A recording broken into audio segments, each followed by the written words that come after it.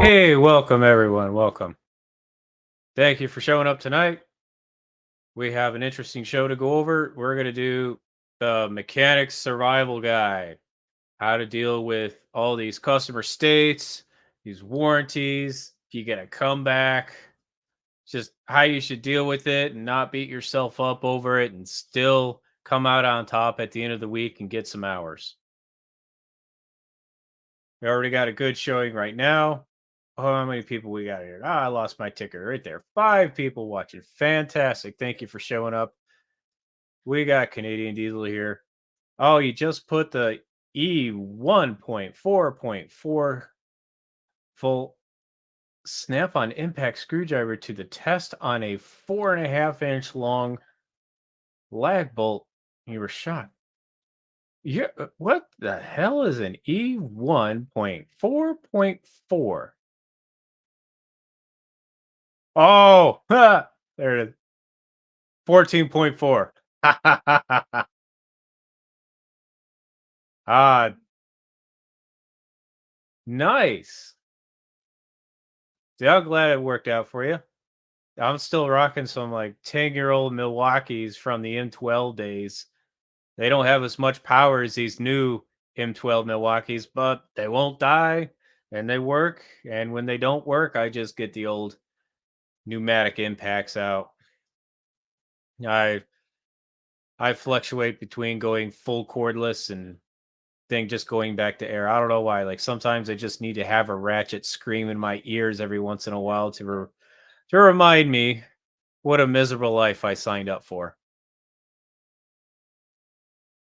So, with that, let me go ahead and remind everyone what we're working up for with the membership. So, give me that screen.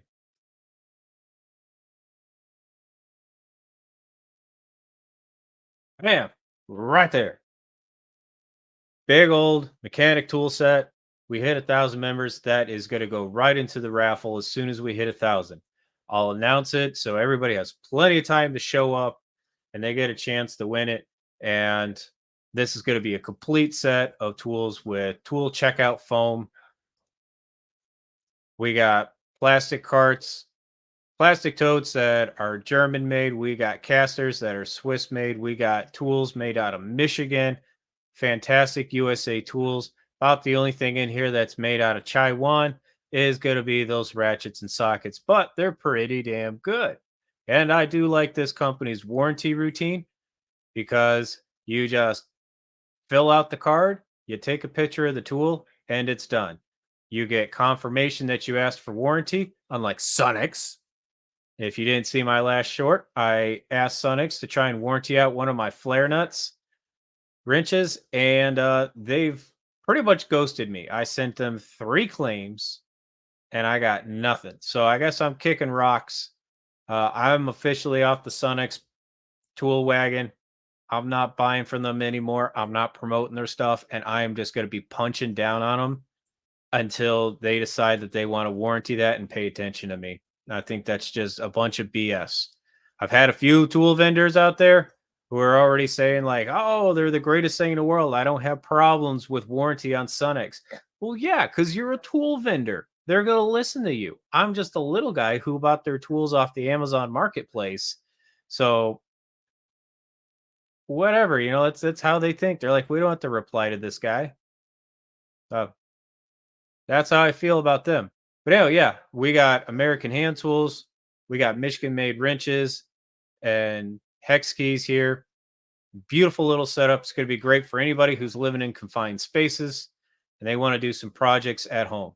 Because each one of these drawers, you can take them out and they're individual sleds with lids on them. So you can carry them like a toolbox. You don't have to worry about tools falling out. And then you got a big catch all tote. I think this thing's pretty slick looking. With that, let's get on with what's going on here. Welcome, Canadian Diesel, to the membership. Thank you so much for joining up. I was wondering, here, I was always wondering if it could, as if I have never been impressed with Snappy and been Milwaukee. Ah, did you rewrite it? Not to I need to win it, not for me, but a young lady from a broken home that just got into the trade. Yeah, this is going to be a perfect starter kit. It's super sweet. Everything locks down, super strong totes, and they're going to be warranting out the latches on the totes.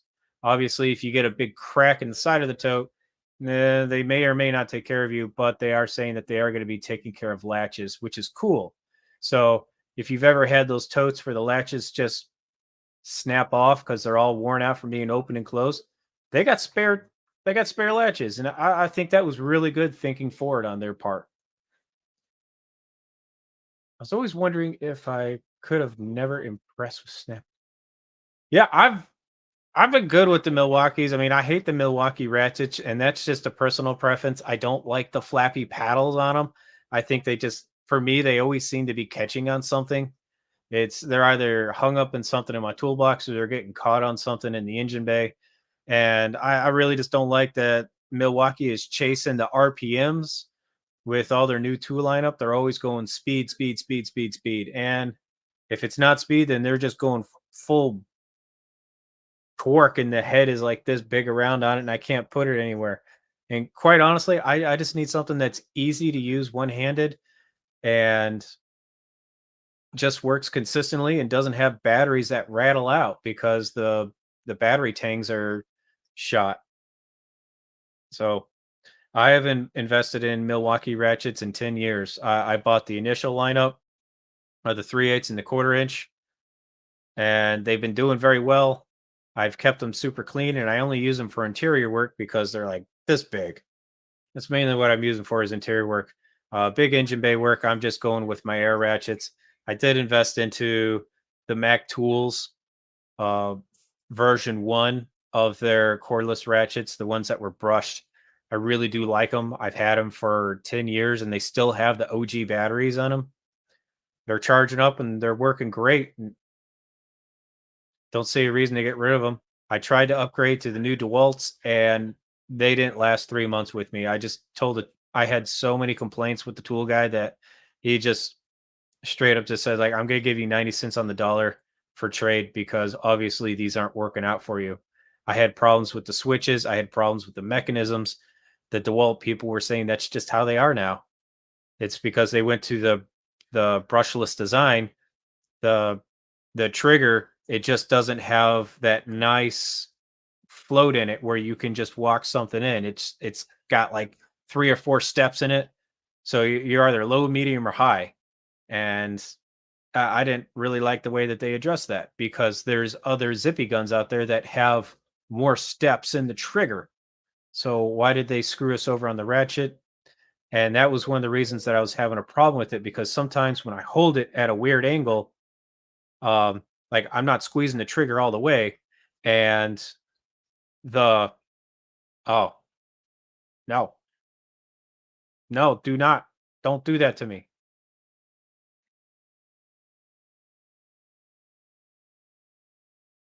Damn it,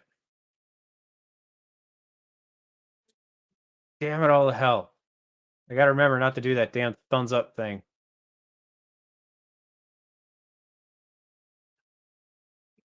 When I do the thumbs up thing, it gets mad and it puts things up on there. God damn it! How did I fix it last time? Just like straight up froze my shit.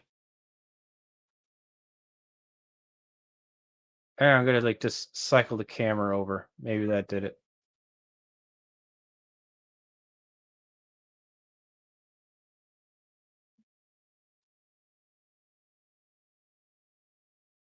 There we go. That brought back. All right. So no, I can't put. I don't, what is doing that thumbs up thing? Every time it does it, I do a thumbs up. It crashes my feed. Yeah. So overall, I just didn't like the experience with it. Other people are having great experiences. Just not me. Moving down. Oh, it did an auto renew. Damn.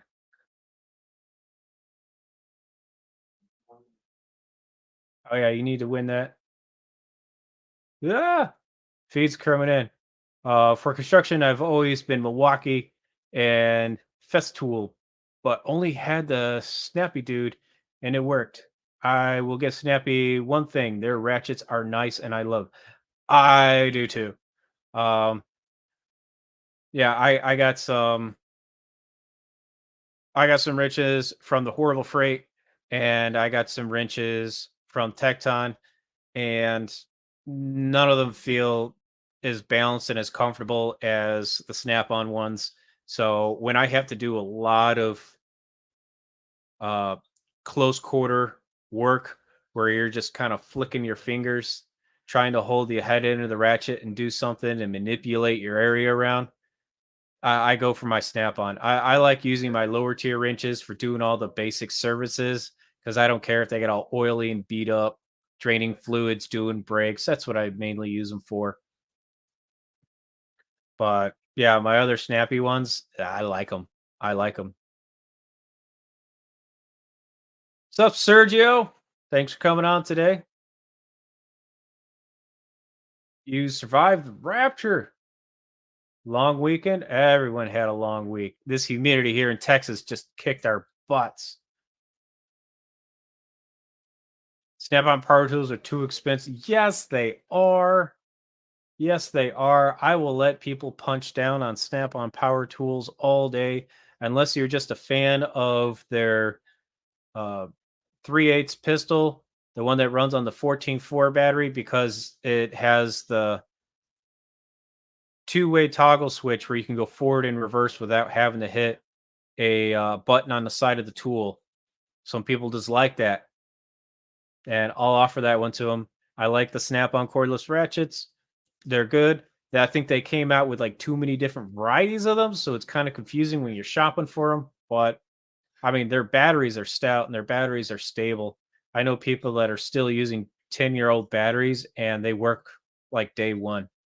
I also like the fact that all their tools are rebuildable no matter what generation it is. So they'll just automatically upgrade it. And like the rebuild on a cordless ratchet, I last time I checked was 180. Yeah, because I found on eBay somebody had a couple of broken snap-on ratchets. So I was like, well, I'll throw 50 bucks on the auction and I'll see where it goes. And nobody else was bidding because all they saw was just snap-on ratchets, four parts. I bought them up, hand them to the tool guy, and I said, hey, these don't work. Send them in for rebuild. And I got two new ones back and I sold them for full pop on eBay. So I think after I sent them in, I think I made about 120 bucks off the wholesale. So not too bad. So if you see a used Snap-on cordless tool like super cheap, under 50 bucks, it's worth investing in because then you can just give it to the truck guy and say go rebuild it. That's the way to get into those. But man, those cordless tools, they're marked up because Snap-on is so got their fingers so deep into those tech schools, and those kids get steep discounts on those cordless tools. I think they're getting almost 30% off. And that's really who they're marketing to most of the time.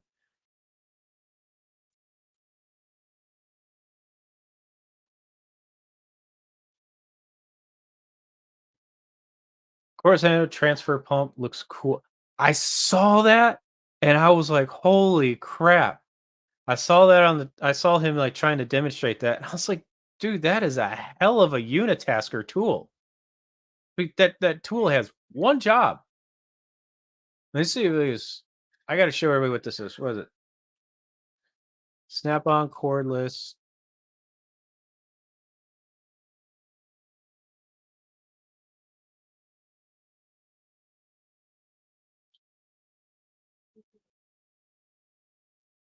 Yeah, I'll bring. I gotta show this thing. This thing was crazy.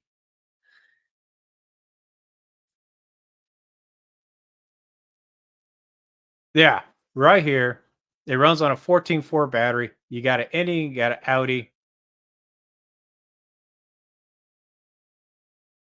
Thankfully, they're giving you some hoses with it because, dude.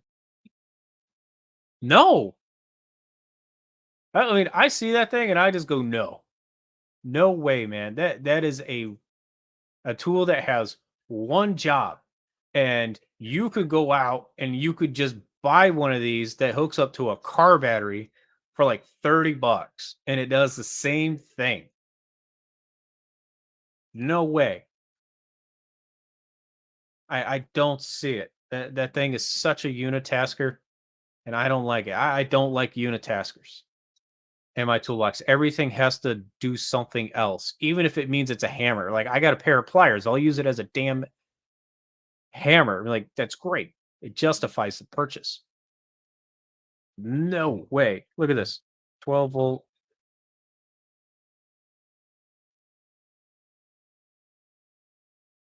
What are your options out there? Look at all those options. This guy right here.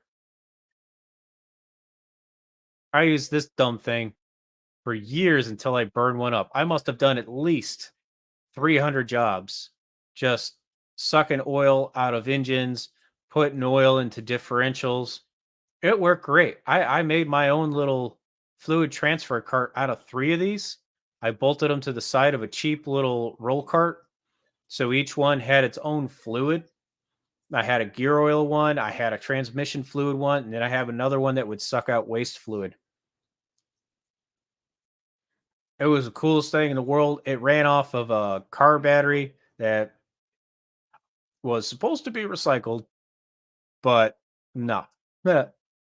It was still a good car battery, good enough for that one, and it did not bog down the car battery that much. I think I had to recharge that car battery like every other week. So that thing worked out great. And it just eventually just burned up, which was cool because at $30, you just go buy another one. Who cares?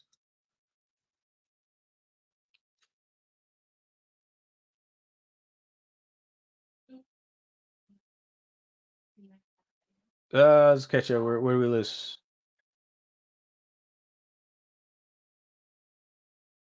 Yeah, buy Snap on only on clearance. Yep.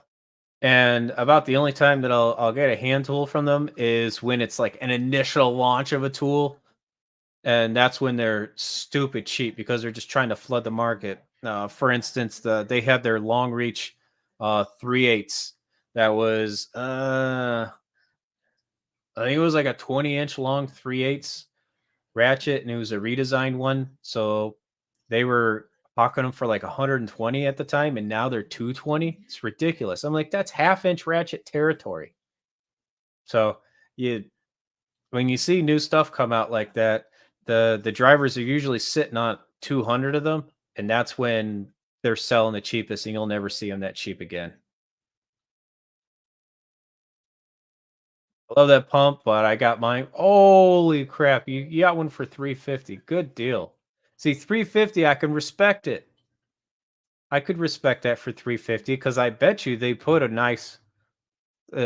better pump in there that's not going to burn out so much. They probably put in some current limiting technology in there. But I mean, there's other things out there that are doing it with cordless tools anyways. Like you can get or is it the drill adapter?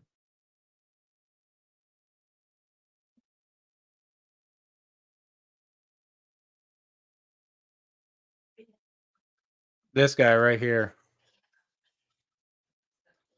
Horrible picture. But I've seen this on the truck plenty of times, and guys like it. You can just put any cordless drill you want in there. You hook up the straps, and it does the same thing.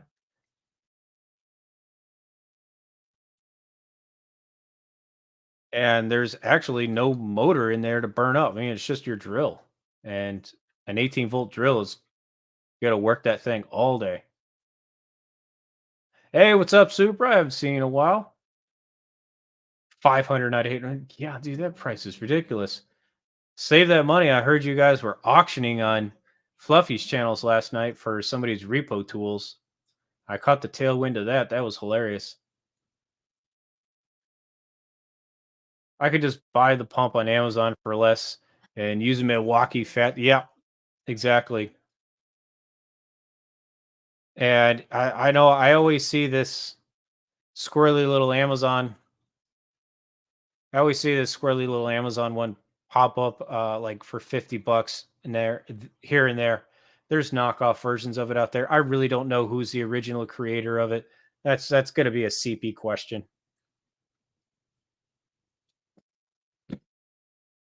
I got mine at a demo price. Yep. That's how you get them. AT pump is lifetime warranty, Baja. Take it back. I use mine for oil transfer and I get it replaced all the time. 35 bucks. What? Which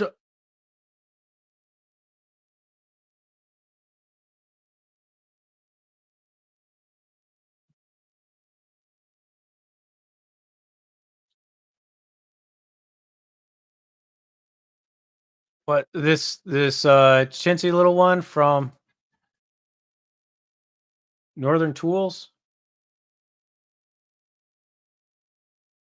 Performance Tool. Oh yeah, that's the PT pump, the Performance Tool one.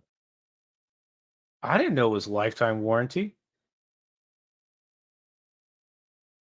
I thought all their electronic stuff only had like 1 year manufacturer warranty on it. Tried a drill pump once and it didn't shit out. And oh, it didn't do shit. Oh, that sucks. Hey, what's going on, Juan? Turner's here. Everyone's saying hi. Glad everybody knows each other. Mech Tools, MAR 300 coolant pressure test vacuum filler. And I think something else has three functions. MAR 300. What's the MAR 300?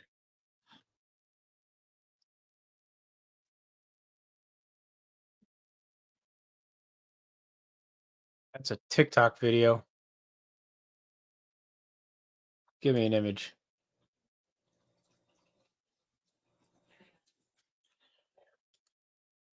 What did you say it was? Mac Tools MAR 300.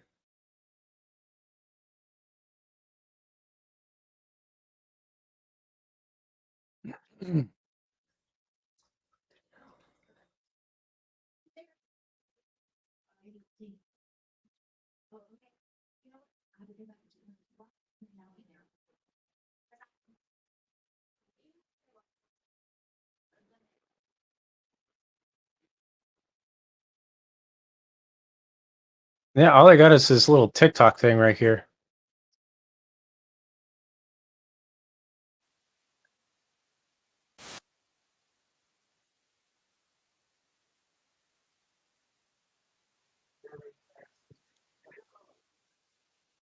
Oh yeah, yeah. I got one of them junky things.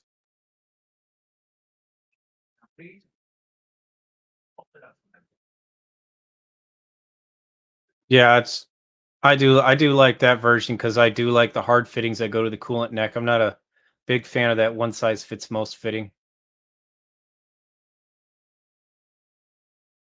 The stick pump is awesome. Drains toilets in seconds. Yeah, yeah. Those stick pumps they work really good for water, but I don't know. Once they hit gear oil, they shut down and they burn up. I had one person who tried to do it with one of those little kerosene pumps. I was like, "No, dude, that ain't gonna work." I says, "About as cheap as you can get is going with uh, that Northern Tool oil pump." Ed 12. Let's try Milwaukee.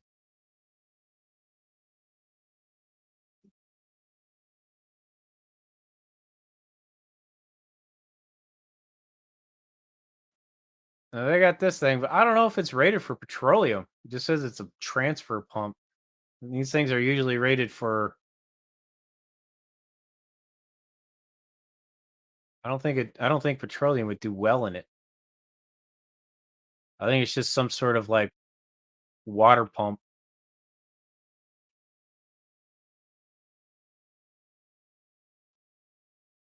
Oh, replace. Oh yeah, that impeller would get destroyed by some gear oil. Yeah, that thing's just a damn garden hose pump. We used to have something like that out on the farm when we had to water crops because there just wasn't enough water pressure to get uphill, and we didn't want to dig another well. So we just had one of these things just running. It made great pressure.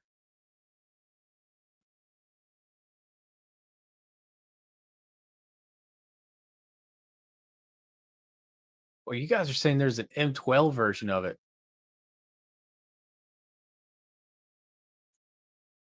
That's an M18.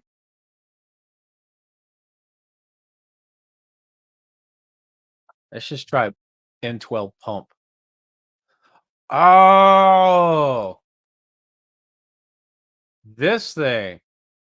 Yeah, that would yeah, that would chooch down some toilet water pretty good. That looks legit.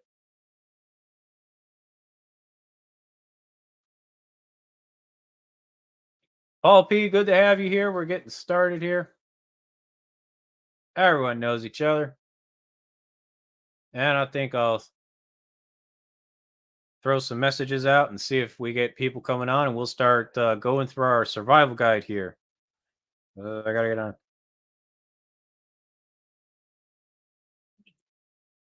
Ooh, I got my Google browser all messed up.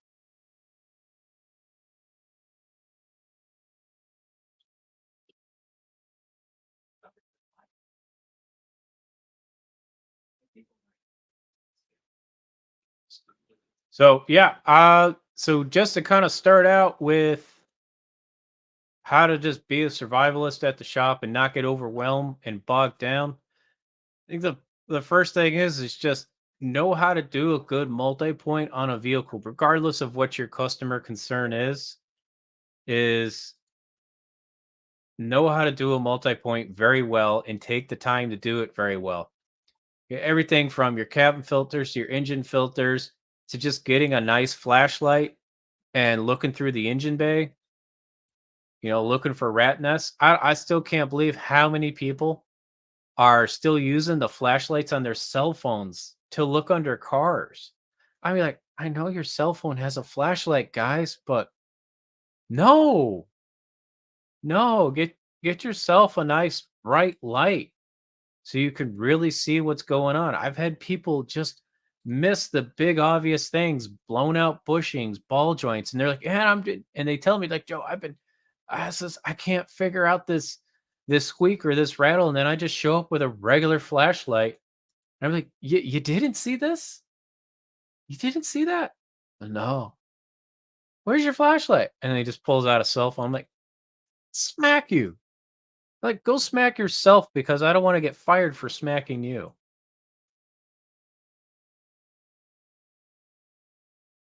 And it's just crazy.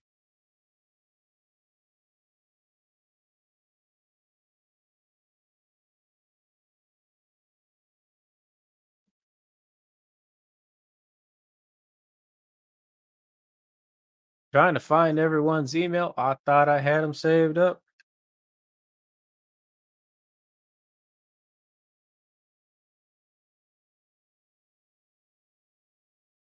Canadian Diesel, man, I swear I had you, man. So I've emailed you before.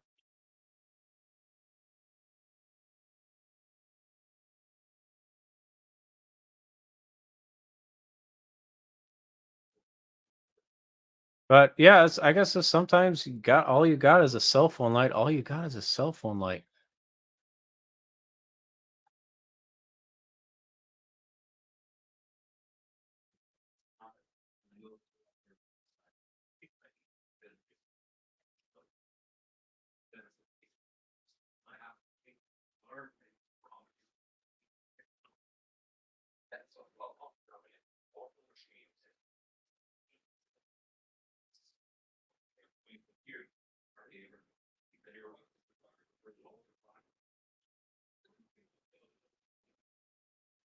All right, so I'll throw this up here and I'll keep the email going.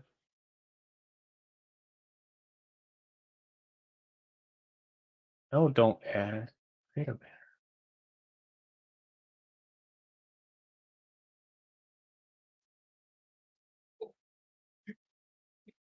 Boom, right there. You want to get on and talk about survival skills and horror stories? Send me the email and I'll get you an invite. Come on here. We'll start talking, see what's going on. So, yeah. So, flashlight, big deal to have. Have a nice flashlight. I have flashlights for I'm kind of a flashlight whore, to be honest. I don't know why. That is one of the things that I think is the coolest piece of technology in the world is just having a pocket torch. You know, uh, I get just all excited when new different shapes and styles and luminescence and brightness and frequencies of lights come out. People see my toolbox area and they're like, "Dude, you have like 7 flashlights." I'm like, yeah, I do, and I use them all. I just rotate through them. I got flashlights that are good for looking in engine bays. I got flashlights that are good for interior cabin work. I got flashlights that are good for working under a car. I mean, shoot, I even have that Milwaukee M18 tripod uh, telescoping floodlight. There's a lot of times I'm working under a truck, and like that truck blocks the sun, like, and it's just nice to just illuminate the entire underbody of the truck while you're working. Just makes you feel more comfortable when you're working. You see everything because I can only work with a little headlamp for so long before I just get a headache from that headband.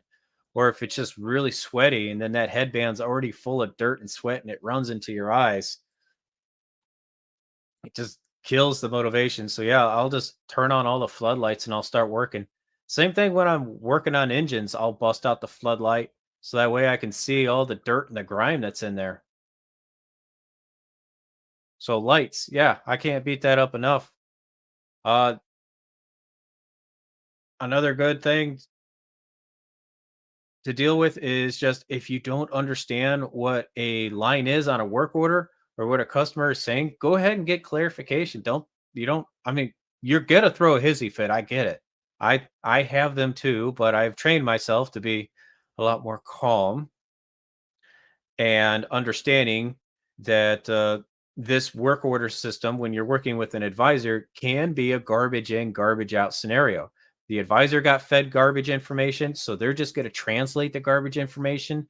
And, if you want to waste your time trying to interpret it and figure out what they were really trying to say, hey, you're losing your time too. So there'll be times when I get the work order out of the bin and I'll be like, I think I can help this, but I'm not 100% sure exactly where they want to go with this. And maybe I don't want to waste my time clogging my bay yet because there's 2 tickets behind it that are very clear with customer concerns. So, what I'll do is I'll just hand this back to the dispatcher and say, I can help this person, but I need a proper interview. I need that advisor to sit down and shake this customer and get me put some nouns on this. Okay, use an adjective because this really sounds vague. This is too vague, and I'm not even going to pull it into my stall until I get some clarification. I'm going to go work on something else for about 30 minutes. You come back to me, and they understand that. But say it in your most polite manner as you can. Just don't say you're not going to work on it, but just say like, I'm going to move on something else because this don't make sense. Kick it back to the advisor. Give me some clarification so I can move forward on it. That's been working for me pretty well, and the advisors are very happy to work around that. Other techs will try and rattle their head, and they'll be looking at the car for 20, 30 minutes, and then they'll just go back and say, "Hey, no problem found. Everything's working." Oh well, did you look at it like this because she was really mentioning this? Oh, now you got to go back and look at the car. Why would you do that to yourself? So if you don't understand something out the gate, just kick it back and say, "I don't understand it." Be honest.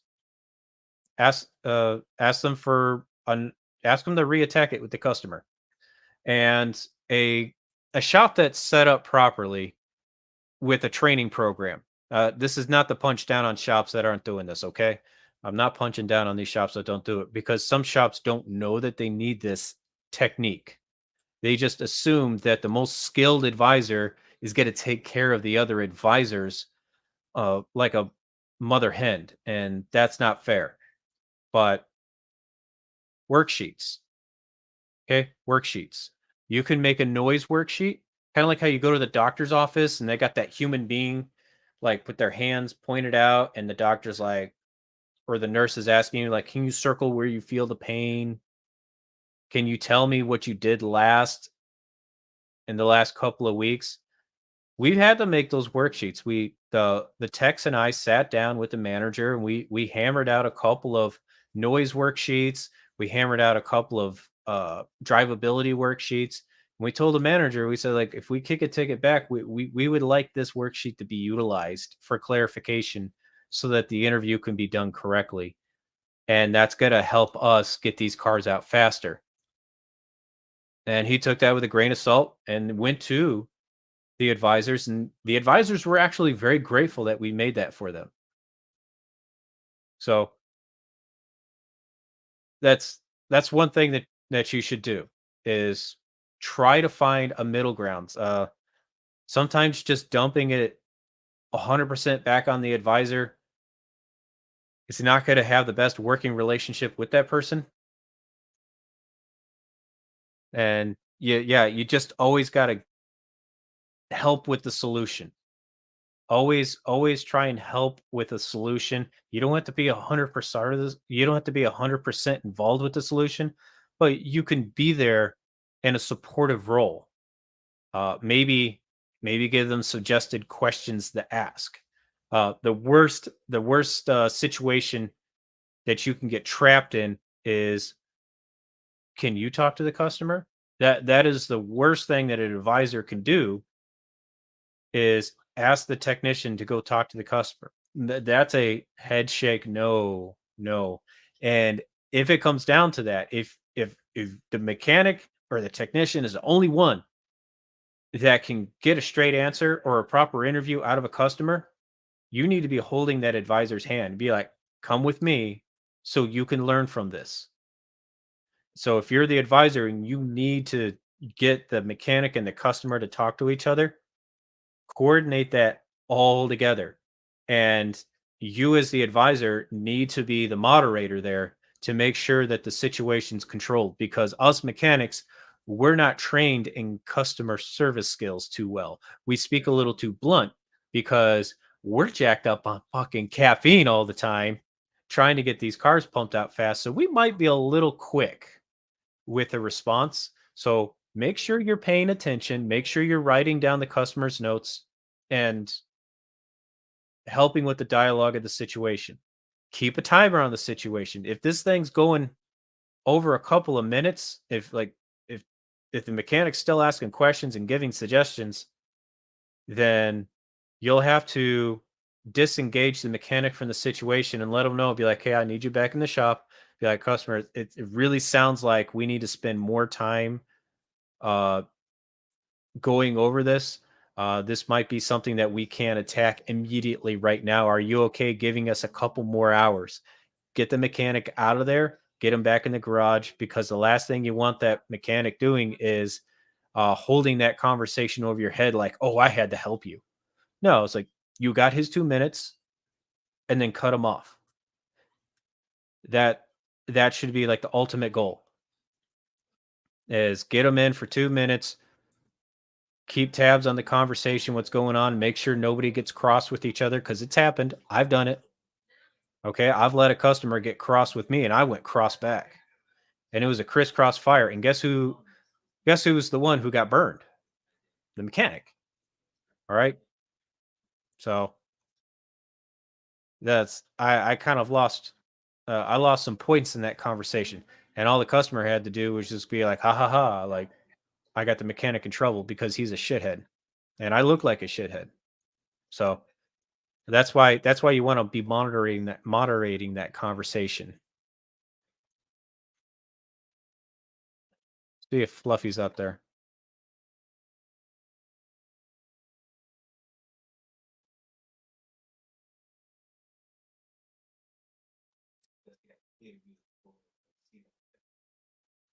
A proper scan tool use. Make sure you have a scan tool that has the ability to look at every single module and can look at freeze frame data. Now, we talked about scan tools a couple live streams ago. So you can reference that because I don't want to go down that rabbit hole. That was a 2 hour that was a 2 hour stream we did about scan tools. So I'm expecting everybody to have some familiarity about scan tools. You want a scan tool that can read all the computers in the car and it can tell you if there is freeze frame available with a code. Okay. You got a historical code? Great.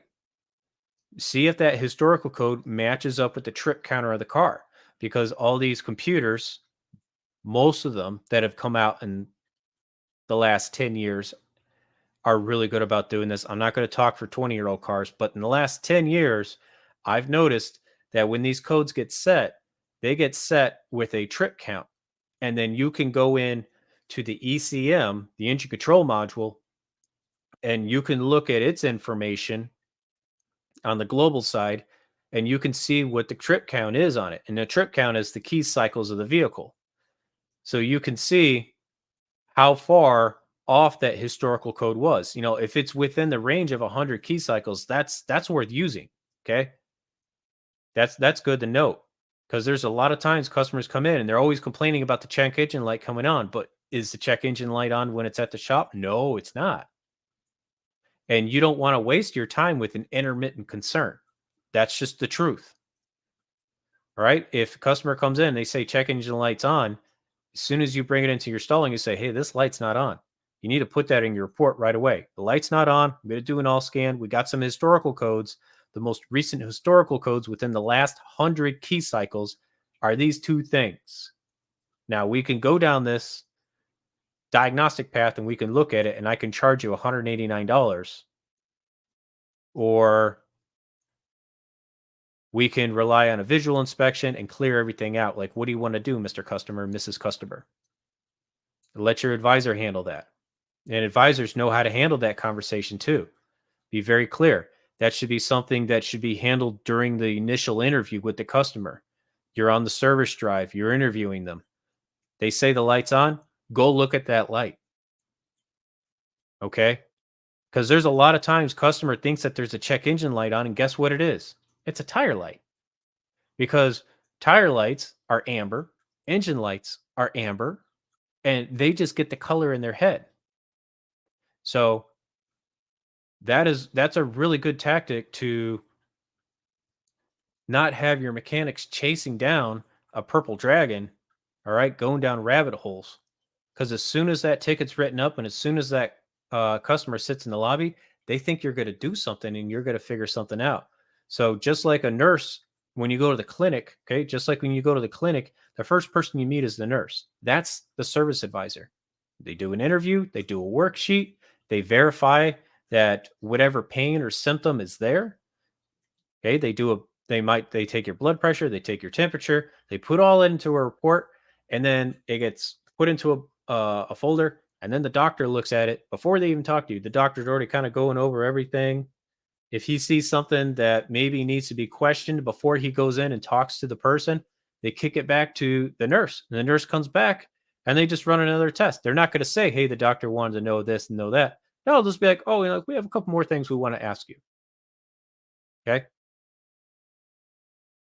And then once the doctor has all the forward information he needs, then he can come in and then he can do his interview and he can do his diagnostic test right there with you because that doctor has like 10 people that he has to see within that span of an hour, maybe. Okay. I'm not an expert in the medical field, but that is generally how their clinics are set up. You got 10 nurses for about two doctors. So it's a 5-to-1 ratio. So the nurses are doing all the legwork. They're getting all the interviews.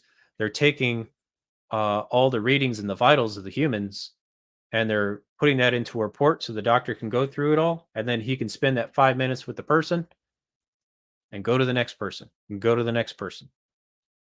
If we apply that same tactic in the car business, you can get more cars in, you can get more cars out, and service advisors are happy, mechanics are happy because everyone's making money. The customer's happy too because they're being their problems are being addressed in a very, very efficient manner. That works out really well.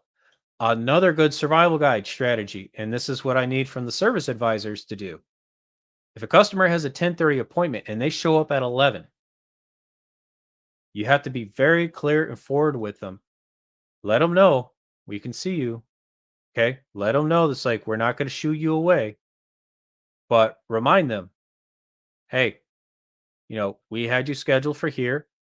We already have your slot being filled up by somebody else because you're 30 minutes late. It might, it says, don't say it might. Just say, we're not going to get to your car for about 40 minutes. Is that okay with you? Or do you need to reschedule? Let them know that their whole day is going to get changed. Be very, uh, be very careful on the verbiage that you use, because what a lot of times what happens is when people are stressed, when people are late, they might be stressed out about something. So they're not going to hear you clearly. Just be forward and be honest. Like, says, we had you at a 10:30. It's 11 o'clock now. We've moved on to another customer and that bay is being occupied. We won't get that person out for at least 40 minutes. And we're not going to be able to address your concern for an hour. Are you okay waiting an hour? And then once that car's in, it might be here for another hour while we look at your car. So you're looking at 2 hours now. Are you okay with waiting here 2 hours? Round these numbers up to big whole hours. If it's a 40-minute thing, it's an hour thing.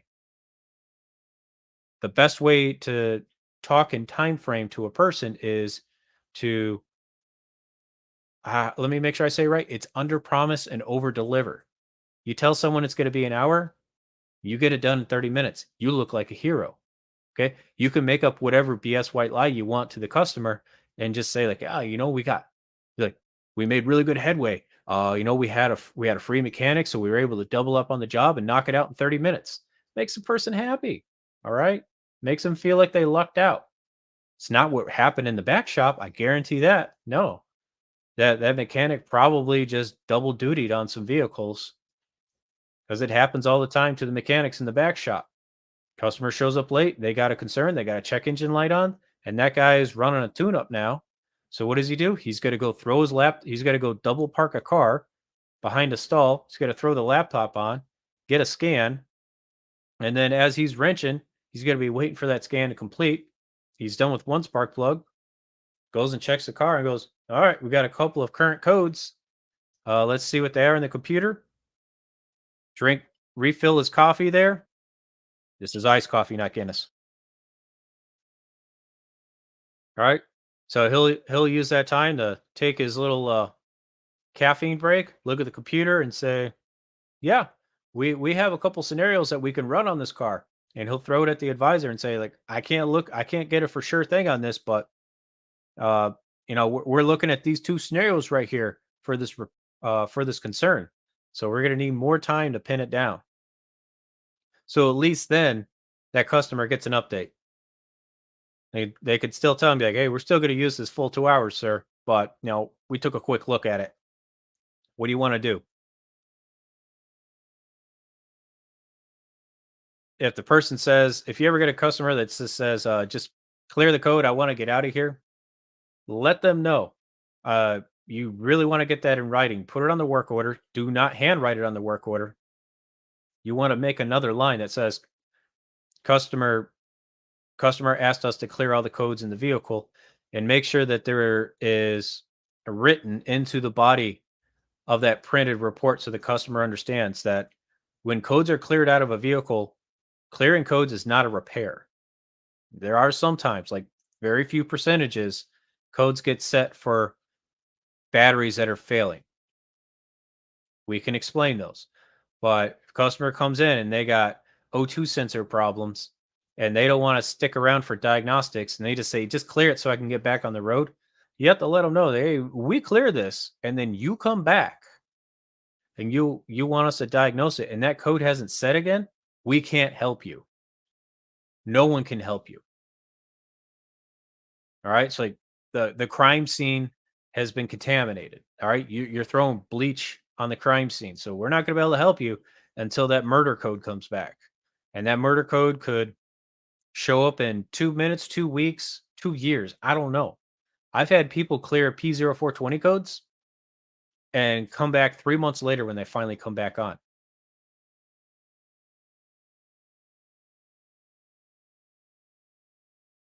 Oh, okay.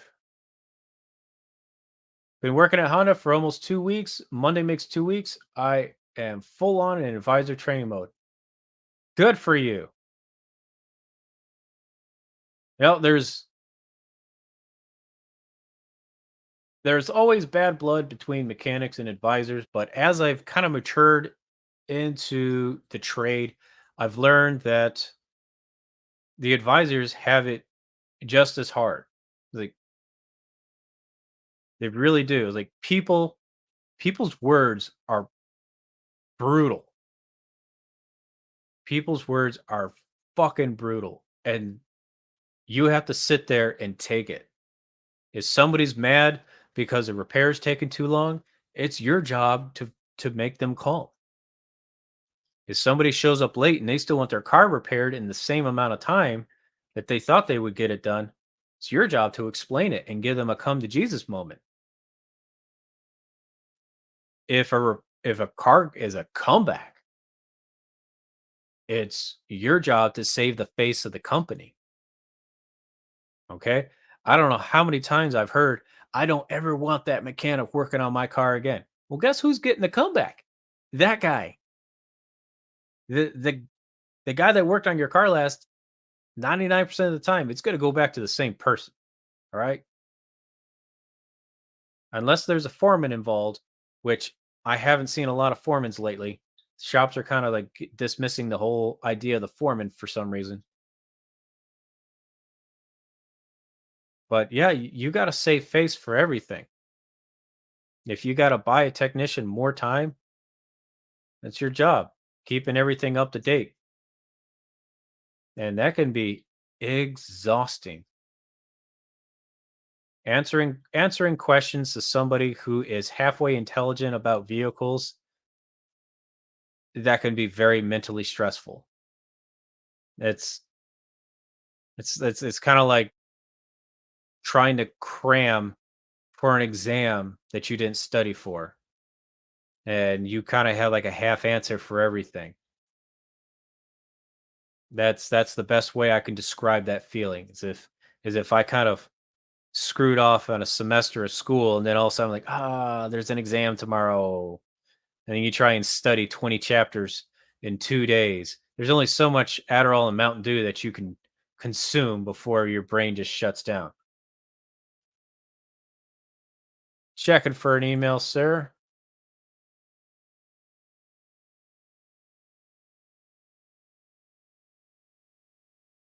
Make sure you're not my spam. Oh man, you got sent to spam. Not spam.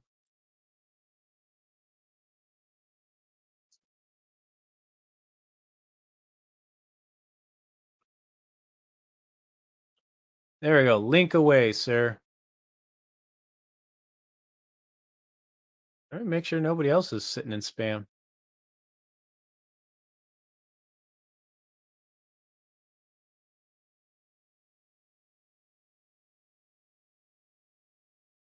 No.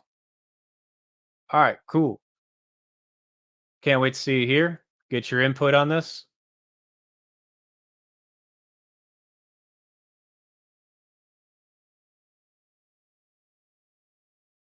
Serious, I got Felicia's. Yeah. See if you're interested in sharing some of your first experiences. Let's hear what you got to say.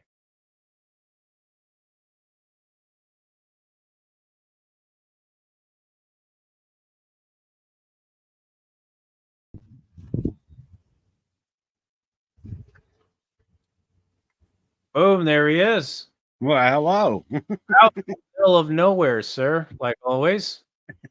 It's kind of uncanny that at the start of the stream we started talking about water pumps, and that's what I've been working on for the last while. How many rebuild kits have you gone through? Actually, this is actually a water pump, an RV water pump. Okay. And all that happened to it is some mold built up in between the rubber pump seal end of it.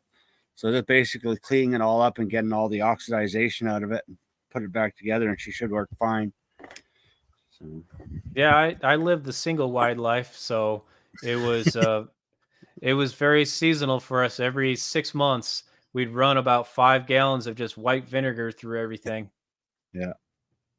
Because man, trying to find parts to fix the plumbing in a single wide is crazy. They are not plumbed or wired up like a traditional house. Well, mostly if you got an older one that's pre 1995, then you got Poly B, that gray stuff, and you can't do nothing with it.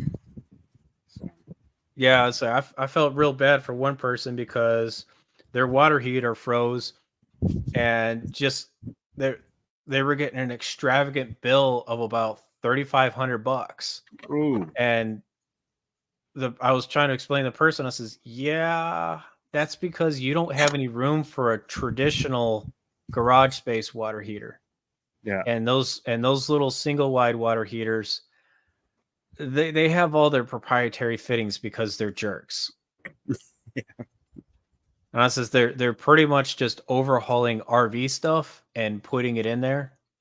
Yeah. So like that's why, and that stinks. So she was in a really rotten place. No. Yeah.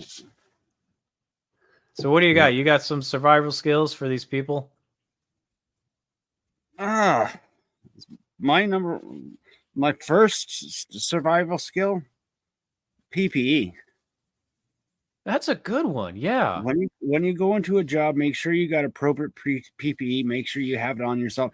Even if you're a service advisor, when you walk out of that office door, have some earplugs and safety glasses, because you don't know what's on the other side of that door all the time.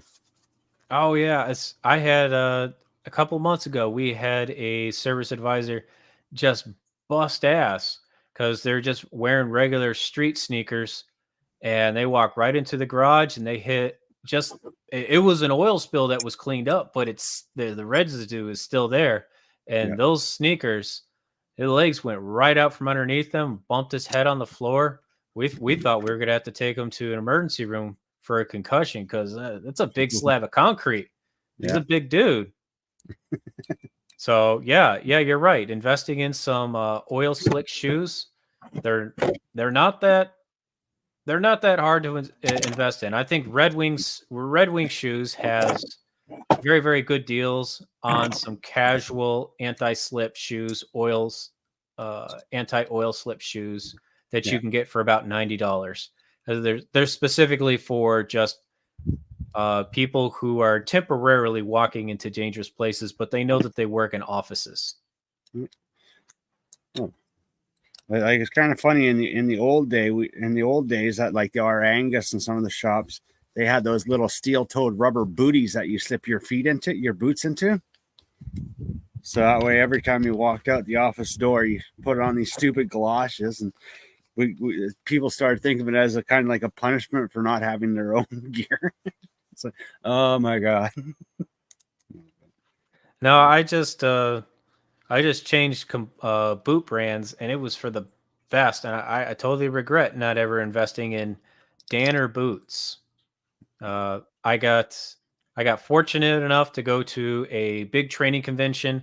They had a Danner boot vendor there, and I've never seen them in person. They've only been on the internet because no boot store is going to carry $300 boots when you can sell Wolverines for $90. You can sell Mexican Ariat boots and Korean boots for a fraction of the price. So they were there, and he did a proper size up, and he was explaining the whole way that the boot is built, why you want this sole, why you want this. And most importantly, he says, and don't throw it away. He says, if you wear the sole out, don't throw it away. You send it to us. We put a new sole on. Yeah. I was like, oh, really? He says, oh yeah, we can get like 5 resoles out of a boot before we have to overhaul the boot. I was like, that's amazing. So he fitted me up properly, and apparently I'm a smaller shoe size than I thought it would be because I've been wearing size 10 boots. And he's like, no, you want these 9s and a halves. And he says, and you're going to stretch them out like cowboy boots. He says, they're going to feel like trash for about 2 weeks. He says, but they'll stretch out nice. And he was right. My knee pain's gone. My feet pain are gone. It's amazing because I was blowing out a pair of work boots every year. Actually, a lot of people end up with the wrong size of footwear because when they go to the shoe stores, they're not really taught how to size properly anymore, and they just assume that they know that they know their size. It's actually quite a common thing. And he was a really nice salesman too, because he was giving away socks there. So he says, like, hey, he's like, when you buy our boots, you're gonna want to wear these socks. He says, size your feet up for the socks that you wear at work. Don't come in with your gym shoe socks. They're too thin. Yeah. He says, so you're either gonna wear a big. He was showing two types of socks. He says, we got big, thick socks, and you'll probably size up on your boot. And he says, and then we have a medium-sized sock. And that's just the thickness, folks, that we're talking about, because some people who work outside might want a thicker sock, depending on the weather. Yeah. And there's other socks out there that are rated for if you got steel toe boots. If you've ever had to work construction with steel toe boots, like bending over and creasing your toes as you're kneeling over, that steel shank, that steel toe can just rip right into the top of your foot. Yeah. So there are socks out there that give you extra padding on the top of the foot so that doesn't happen, but that can make your foot size work differently. So he gave me a set of nice socks. They're amazing. They're the nice bamboo style. Oh, cool. And yeah, I was like, I went right home and I ordered a pair. He gave me a 15% off discount coupon. And even right now on the Danner website, they're rolling for 30% off the mock toe boots. So that brings it down like $50. Cool. Hey, we got a new member coming on. Hey, what's going on, man? Hey, how's Honda treating you? Pretty good. First experiences, I did kind of ding a car up yesterday. I was trying to pull into the stall. We've got a really old shop, and the way that it's set up like 90 degrees at a 45 degree, and I kind of got a wheel. So I'm more than likely going to eat the cost of a $400 wheel. So yeah. Oh, no way. You nicked the rim and the rim can't be repaired? I don't think it can because it's the black gloss. So I don't know. It's going to go to the body shop to see. So I've been there. I've been there where I've dinged up a rim and it was repairable, but the guy said he was going to take a week to get it done. And of course the customer wants it done fast. Right. I was able to kind of Peter and Paul a strategy where I said, well, this person has a new car and we have loaners. So I said, can I just steal a rim from a loaner? And then when that rim gets fixed, I just put it on the loaner because we're going to sell that loaner with 30,000 miles on it, recertified anyways. So it's going to show scratched up anyways. And you're like, right. Yeah, that's a good idea. And that saved me from spending an extravagant amount of money. Cause those rims can start at $400. Yeah. $477, but, with the $50 core, but obviously the core charge to come back the other wheel. But, my parts guy, one of my parts guys said that he'll get it for me at cost as opposed to retail, just to save me a little bit of money, because that's like, that'll be coming on my first paycheck. Like, oh my God, the second paycheck. Yeah, if it push comes to shove and they ask you to pick up a little bit of the bill, they'll at least spread it over some payments. Okay. There isn't anybody who's worked in a shop who hasn't had to eat something that was the result of an accident. Right.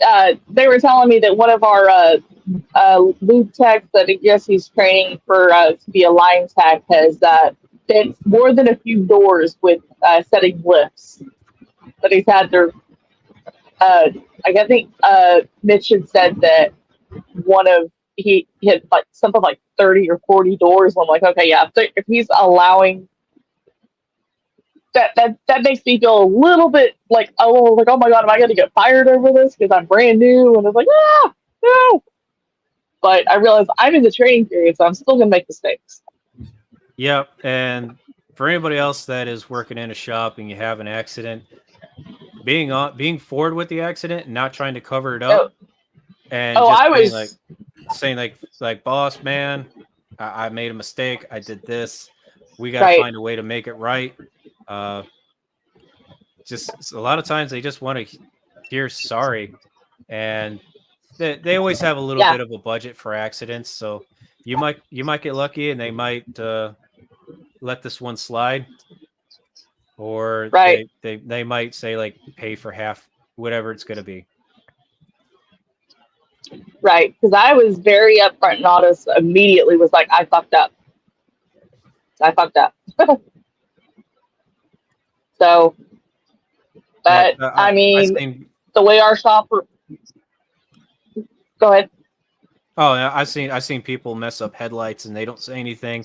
Customer comes back 2 days later, and now you got another mechanic looking at it. He goes like, somebody broke this headlight, taking it out, and then it's full on. It's full on the other tech, and so getting your words in before anybody can make an assumption of what happened in the scenario is always the best thing to do. Because that is the horrific thing in the garage life is perception is everything, and that will be the narrative of the entire story. So getting ahead of it and getting your piece in and saying, this is what happened, this is what I did, this is how much it's going to cost to fix it, what do I got to do? And I've had scenarios where I've messed up and I've broke a tire as I was doing a tire patch, and the bead ripped on the machine. Was there a point in taking it off where I could have caught it? Yes. Could have been in a faulty machine? Yeah. Is it a $300 tire? Yeah. But the boss man's like, dude, he just told me, he's like, just go to parts, get another tire, man, and put the bill on my desk. Right. Because it's one of those freak accidents. Like, yeah. You don't expect it to happen. That's why shops are supposed to have insurance policies, because most of the time, like up here in Canada, if an employee makes a mistake, the company can dismiss the employee and go after him, but the company is 100% liable. They cannot hold the employee liable for the mistake that was made. So that's why up here the company has to have insurance. They'll run it through their insurance. So like they smash a tire, they'll run it through their insurance. And then they'll go after the employee. But that's the thing, is it all depends on, like, you're a new employee, you're not used to the parking lot, the curves and stuff like that. You're like Honda, in the better part, they probably more than likely you won't even get dinged, because Honda's usually pretty good with stuff like that. So. Yeah, and like I said, it's an older shop, and the way that they have it, because we're a smaller dealership, we've only got I think like 11 stalls. And it's the way it's set up, instead of it being like a 45-degree angle just to easily pull in, we're having to port our own cars. I wasn't expecting that I would have to port my own cars. Yeah. No, like I said, like my experience with the Honda shops and that I've seen that most of the time with new people and stuff like that, like a seasoned veteran that's been there for a while, they might come down on them. But a new person, like a $400 rim for the shop to bite the bullet on that one, because you're still learning and training, and just run it through their insurance for that. That's going to be more feasible for them, because that's also them giving you a little bit credit and a little bit more trust. But Honda, both Honda and Volkswagen, I've never actually seen them come after an employee. It's just like a lot of the, like up here, Midas and stuff like that. We break apart or something, we just go into the office and say, hey, look, I just busted on you. I'm like, okay, right. We're ordering another one. Like, right. So. Now, I'm going to have to jump off here. I've got dinner on the way. What you eating? Domino's. Nice choice. Nice. Yeah. I got up at 5:30. There is no way in hell I'm picking. That's kind of how my Saturday was. I cooked last night, and then I came home today, and I was like, yeah, I'll make another dinner. And then I sat down, I'm wiped. I'll save it for tomorrow. Yeah. So I will chat with y'all later. Yeah. Well, Later. nice meeting you. Take care of Nice yourself. meeting Thanks you. for coming on. Not a problem. Yeah, right there we go, folks. We're talking about boots.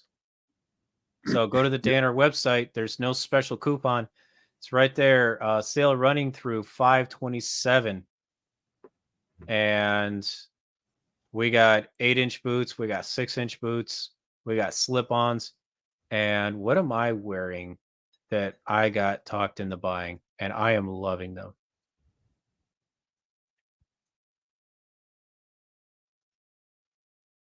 There we go. Got the Bull Run Mock Toe. Nice. And I really thought that this was kind of like a goofy boot setup, but then the way he explained it to me with the way it's stitched down to the sole, it's actually giving my toes more room to spread out when I stand, as opposed to a traditional boot that would wrap around on the edges and be flush with the sole. He says, no, this way your foot spreads out better, you get less foot pain. You do get a little bit of a wider boot because of this. So it is about 6 millimeters wider than a traditional boot, but I've been happy with the extra sturdiness of it. And REI is also running the same deal because it looks like they ran out of men's and the mock toe. So you can't get men's in the 8-inch lift, or you can go to this style. But I ended up going through REI, and REI has the same deal going, and they have the mock toe style in men's. The only thing with REI is you have to sign up to be a member because they're a co-op, but it's not an annual membership. It's just a one-time buy. So you pay like $30 to get in. Nice. But I've been happy with REI products because they understand that shoes are kind of weird, and as long as the shoe doesn't look like it has like 50 miles on it, I've seen people bring shoes and boots back 6 months later, and they'll give them full store credit for another boot. Nice. So if you are experimenting with different types of boots, I recommend going through REI.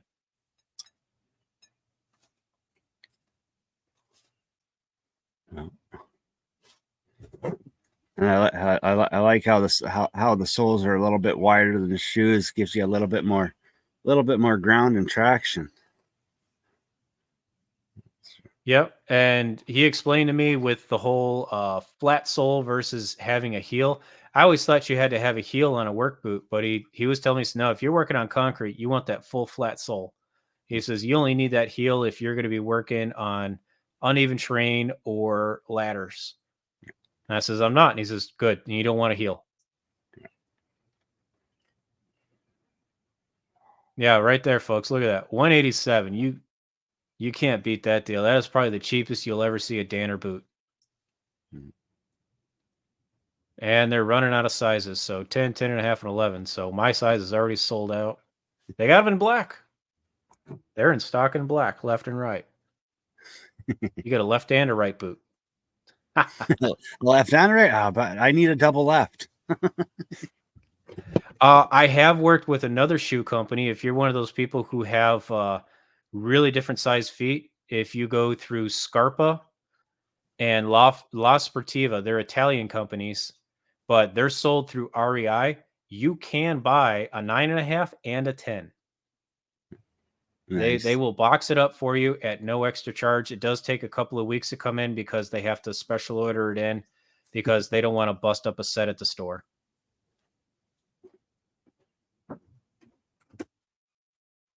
Let's catch up with chat. See what's going on.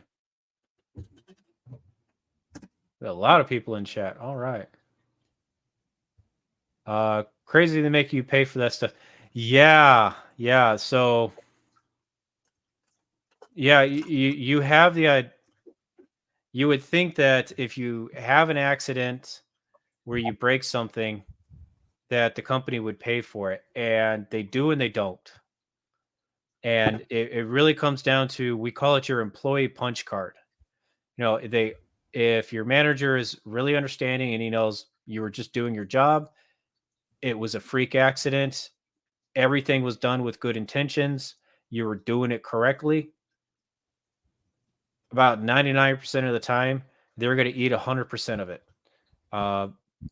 I've been in some certain situations where I was doing something correctly, like on I was changing out a tire on some really low profile rims, and I put a blemish in it. I went right up forward and I says, "Hey, the paint chipped on the rim, boss. I'm sorry." So he looks at it and he calls up the rim repair guy, and the rim repair guy says, "I can fix it in 2 days. You're looking at $300." And the guy goes, "You owe me $50." Like, he just wanted something out of me. And I agree to it. I says, "Yeah, you're right." He never collected on it. So that sometimes they say it, and then when it comes to collection, sometimes they have time to cool down and think about it.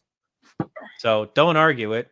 You know, yes, do companies have to have insurance? Yes, but what's their deductible? Like in my business, the deductible is $3,000 because we have a huge fleet of vehicles and we're working with so many vehicles.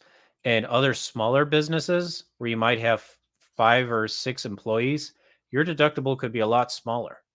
So it just depends on the type of insurance that you have.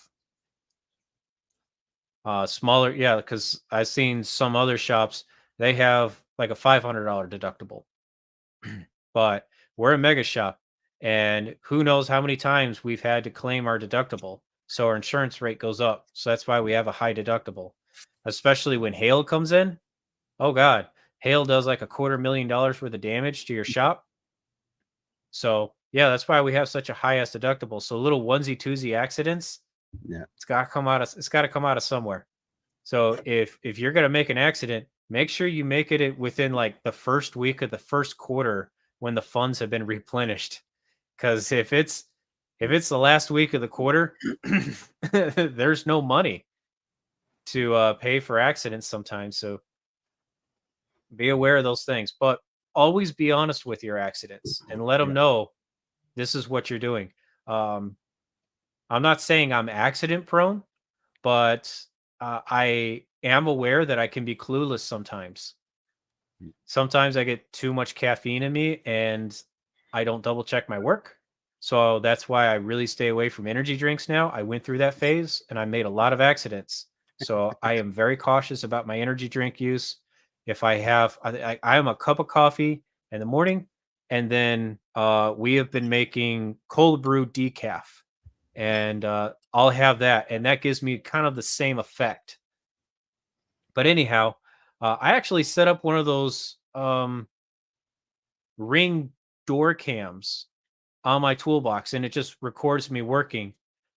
So if something happened on a car and the customer comes back a couple days later, I'll pull it all up and I'll see what I did. And I've used that video as testimony and saying, customer's right. Yeah. I says, I'm looking at the video and I did not put their engine shield down correctly. I says, you can see it in my video. I'm truly sorry. That was my fault. Mm. And they go, yeah, well, can you go to the pick and pull and go get one? And we'll call it even. Mm. I says, yeah, because it's like a $300 beauty cover for the engine. So I've made a couple of runs to the pick and pull and bought one of those beauty covers for like $10. I on quite a few occasions that anti vibe clip for the brake calipers. I'll get distracted. I'll forget to put those on when I'm cleaning up my area. I'll see it on the ground, like, oh crap. I'll turn around, tell them to call the customer, find out where they are. I'll run all the way down to where they are and put that clip back on. Like, nope. Right here. Question for Baja or any Subaru tech. Do any Subaru recalls expire? No, they do not. I have had a car with a recall come in 15 years later. Holy. Yeah, we had a 2008 Forester come in, and it was for a control arm recall where we were supposed to use this big spring punch. It's about 14 inches long. It has a cockback handle, and it shoots up with about maybe 200 foot-pounds of force on a punch pin device, and it says that if it punches through the control arm, replace the assembly. If it just puts a dent, it's good to go, because we were having problems with them rotting from the inside out. So if it passes inspection, then we shoot up the whole control arm full of slime as an anti-rust agent, and the customer is allowed to come back an infinite number of times, once per year, but they can Wow. keep coming back for that treatment. And we looked at this car, and I called my boss and I told him, I said, if I take this control arm off, the engine's falling out. I said, Yeesh. the whole subframe on this car is rotten. So we took photos, and we had to get the regional manager involved, corporate got involved, and eventually headquarters came down and said, do whatever you have to do to make it right and keep it under $5,000. This dude got 2 control arms, ball joints, bushings, a new subframe, Wow. a new cross member, and everything had to be torched out. When I wrote it all up, I says, we're doing all new hardware. Nikki's like, no, you can't. I'm not saving anything. I'm getting the acetylene torch and I'm melting everything. And that's what we did. And every day we worked, we took 3 days to break this car apart because everything was fused together. So, and of course we put it in our dead bay. So we would work on it in the afternoons. We do all the priority stuff in the morning, and then we'd have 4 hours in the afternoon and work on teams and start knocking stuff out. So I would just warm everything up with the acetylene torch. I'd be like, rip it out, break it. I don't care. It's getting all new hardware, all new bolts. Nice. But yes, Subaru took care of everything on that thing. And the only way that they were so generous to that customer was he was the original owner. Wow. And this car had 200 some odd thousand miles on it. And he had records of all his maintenance saying that he took care of it, because he wasn't going to dealerships. He says, like, I live out in the middle of the boonies. I don't have a dealership. He says, and he handed over a binder out of the glove box. Like he's like an ex-fighter pilot. So he has his maintenance binder. He says, 3-ring binder. He says, here's all my receipts. I've everything on the car. He says, I've been changing all the oils. I've been changing all the brakes. I know it's been rusting out. He says, I just can't afford to fix it. So we're like, well, shit. And he said the only reason why he came in now was because of the Takata airbag recall. He heard about him and he knew his car applied. So he actually drove in for the dealership, but he'd never driven in for any other recall. I'm like, dude, like there's like 10 open recalls on your car. You timed it out perfectly. Like, where have you been? Jesus. It looked like he'd been living in his car too. But he says he's like some traveling construction inspector. So he just travels the country on job sites, chasing jobs. That's impressive. I had a recall in the mail 2 years ago for a condenser issue. AC never had issues, but now I'm having issues. Yeah, that must be for a Forester. Yeah, we have a condenser recall where we're supposed to inspect the side of the condenser for a serial number. And if it's within a gap range, you get a whole new condenser.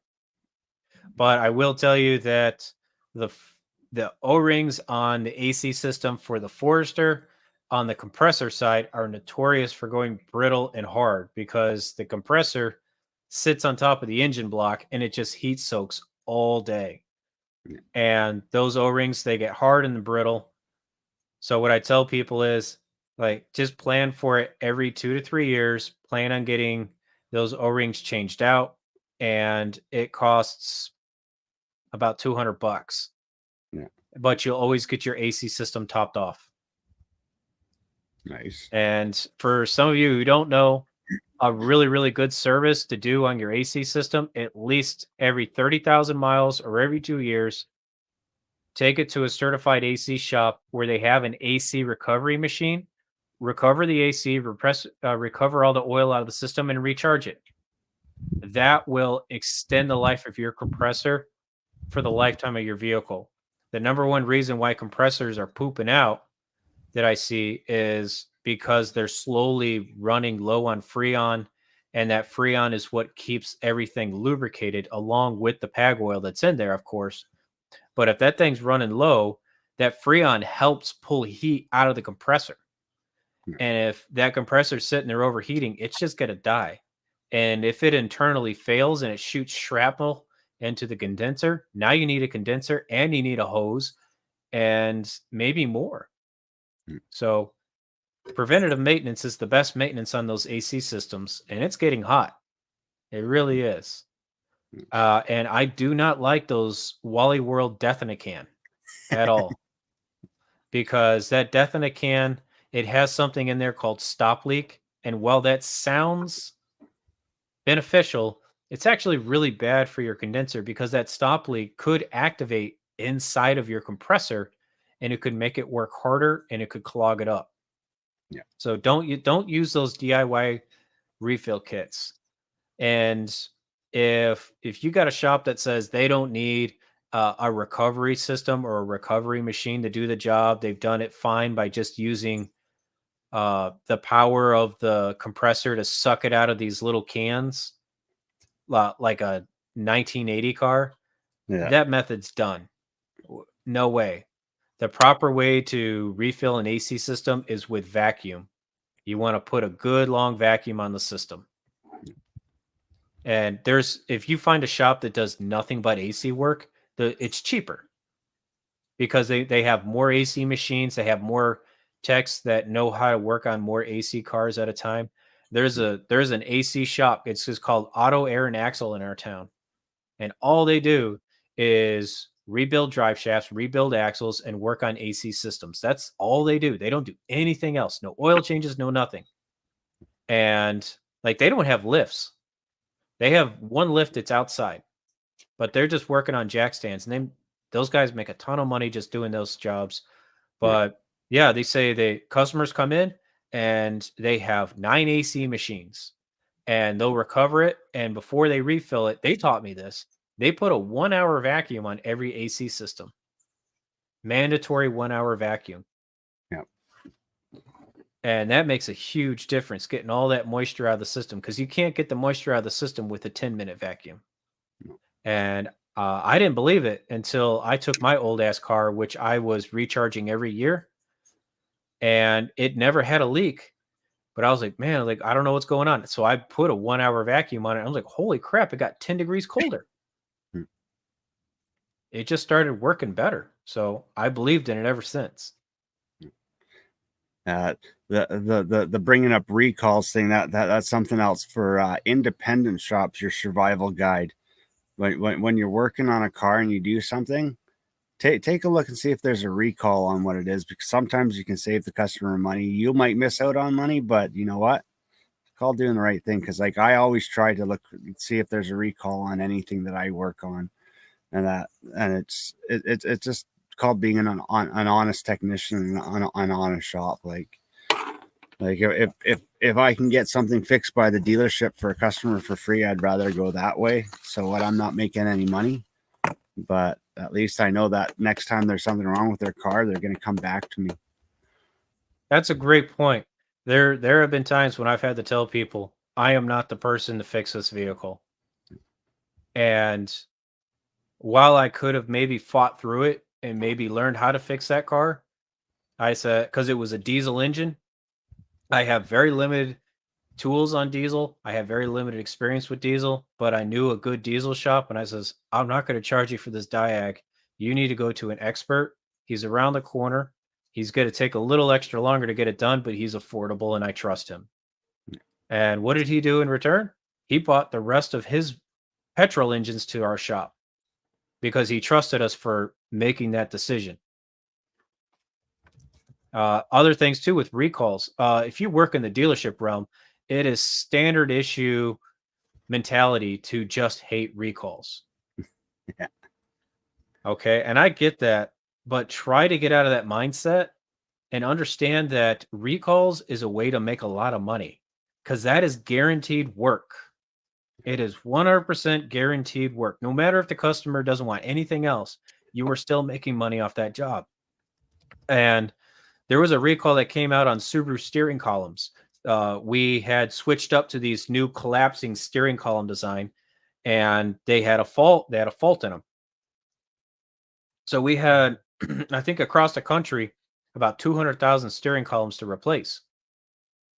And I went to the manager and I said, how many are identified for our local area? And he's like, a lot, like 6,000. Okay. I volunteered to do them all. I says, hot shot all the appointments to just me. Let everybody else take all the other appointments. And he's like, why? I was like, because I'm going to get really good at them. I'm going to get really fast at them. And I says, and if I can do at least 10 of them a day, I'm making 100% more. I'm making 150% more hours than I would trying to fight for upsells on a tire rotation or an oil change. I'd rather just do this for the next 2 months. And I did. I was doing anywhere between 7 and 15 steering columns a day. Jeez. To the point to where our store was calling other stores for steering racks because the warehouse had run out. So we were calling up other dealerships and taking their inventory because they couldn't get them done fast enough because everybody had attitude with getting it done. And here you got this one guy who's like, I only want to do this. Now, if I still had to do multi-points. So if I had a upsell that was going to interfere with the rest of them, I had to give away a brake job or two. That was normal. I had to give away a head gasket job, but I stayed on track and I was making really, really good hours, which was great because at the time I was only making $20 an hour. So I was happy to do that. And I did the same thing with the Takata. I learned from that and I applied it to the Takata airbag recall. I said, I'm going to do the Takata airbag recall and I'm only going to do airbags and I'm going to get really good at them. I got really fast at them. And within about 3 months, I had people looking over like, how the hell is Joe making 80 hours a week doing airbags? He don't do nothing else. I'd be like, dude, I just got good at them. Like I bought some special tools. I made some custom tools. And here people are still pulling dashboards out and taking 2 hours to get a 1.4 labor hour job done. And I'm knocking them out in 20 minutes. Like I'm telling people to have a seat there because they're being told it takes 3 days. I'm like, no. You just need 2 cups of coffee. You'll be fine. As long as you don't want anything else, I can knock this out in about 20 minutes. Like we found the cheats really fast. Yeah. Then eventually the manufacturer figured out my cheats and they put them in a bulletin. Yeah. Well, not that when your shop is slow and there's a job that you haven't done before, try to take that job. Like pick it up if your shop is slow. So that way, because the first time you do it, you're gonna be slow as molasses. But next time that it comes in, you're gonna be more confident. And the more you do it, the faster you get. Like, and if you have someone else in there that's done it a lot of times, have them pass by you every now and then. Yeah, Sawstruck makes a great point. He says he can't believe he had to pay to become AC certified, but little Billy can go to Wally World and go buy refrigerant. Brother, I am on that bandwagon, and I hate the fact that customers can go buy Freon. And the only reason why they can buy Freon is because the store is selling it in 8-ounce containers. Yeah. So it's a loophole. You have to have 604 certification because you're dealing with large quantities of it. And then you have to be AC certified to work on the system. But keep in mind too, having an ASC certification, that means that you have more power over your boss. I've seen people with horrible work ethics, not having enough tools, and not having a good grasp of how to do repairs correctly, but they pass all their tests and they can walk into any shop and they're starting at $30 because they have all 8 tests done. Yeah. Now, hopefully that person does learn something along the way, but realistically, that person they weren't dumb. They were a cheat. Yeah. They kept trying to take shortcuts and it kept biting them in the ass because they didn't want to do it the correct way. So they're trying to change intake manifold gaskets, but they don't want to take up all the plumbing around the intake manifold. So they're trying to just pull it up a little bit and sneak them under and tighten them extra tight. So he was a cheat.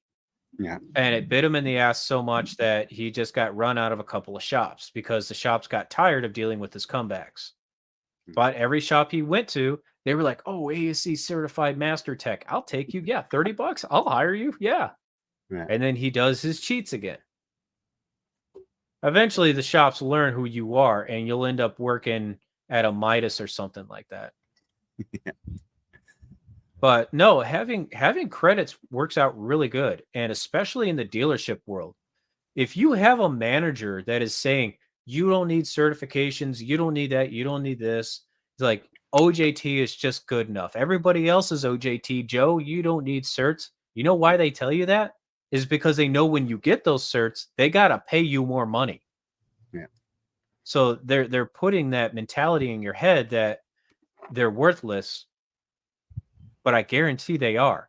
And dealerships, especially, they get paid a stipend for retaining master techs, for having qualified people. They get money. So don't let them put you down like that. Go and get as many certifications as you want. I know some people who work at dealerships and they have like 20 ASCs. They got ASCs and stuff that don't even apply to their job, but they just want to take tests. Like they have the ASC and being an advisor, being in a parts department. They're just broadening their horizons. That's the one thing. Like going and writing the test, yeah, having that certification gives you, but take a little bit of time and read the material, because there's some stuff in that material that you may not know. And like that, like that's the thing, is like I do all kinds of courses, but I don't just write the test. I study the whole entire thing, because even though I know a lot of it and I know enough to pass the test, there's always something in there that I don't know. And it's just like, so if you're going to do the certifications, take a little bit of time just to read the like the training material and the course material. Just that way you do actually know what that certification is about. So yeah, I'll put a plug for this website in too, because this is great for shops. Just share the window. And never stop learning. If every time you get a chance to do a course, free or whatever, do it. Do it. Never stop learning. Yeah, I put a plug in for these guys. They're good. This is CarQuest Technical Institute. It's at ctionline.com. Oh, cool. They operate out of 3 time zones: West Coast, East Coast, and Central. Hang on, I got a call. So your shop for $100 a month can send up to 10 students unlimited training online. And it is all video interactive like this. So you'll have an instructor teaching a PowerPoint and doing live demonstrations, and you're in the chat and you can mic up and you can talk and you can share files and experiences. And the classes are never the same. So they have like 20 base classes that you could take, everything from fuel control to using scan tools to applying technical knowledge, suspension, and whatnot. But you take fuel control strategies with Rich Felco, and then you're like, hey, cool, Rich was cool. Next month, I'm going to take it with Tom. Tom teaches a completely different angle on it. It's the same material, but now you're getting it presented differently. Tom brings in different case studies, and the material constantly gets updated with more and more case studies. Cool. Which is great.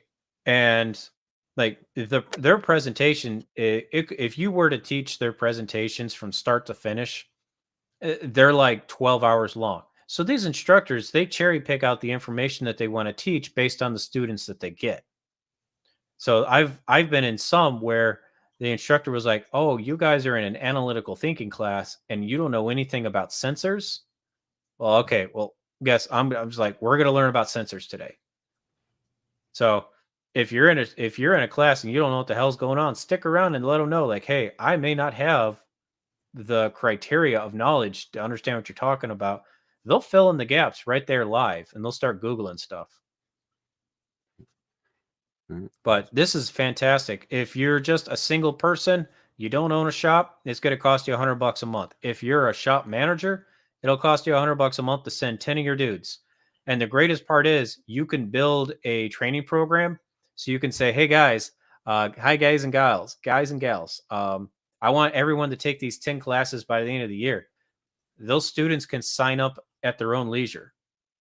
So if they want to take if they're in Central and they want to take a class on the West Coast, they can. They'll be taking the class starting at maybe 9 o'clock in the afternoon. They'll be up till 11 o'clock taking it, but they can take it at their leisure and they can space it out. And then as a shop owner, you can see if they signed in. I'm gonna have to give it a check out. You should put a link to that in the description on your video at the end, because that sounds like a really handy website. I'm gonna have to give them a check out. Yeah, no, they'll be glad to hear from you. We have people that tune in from London, and another good one that I encourage people to go to.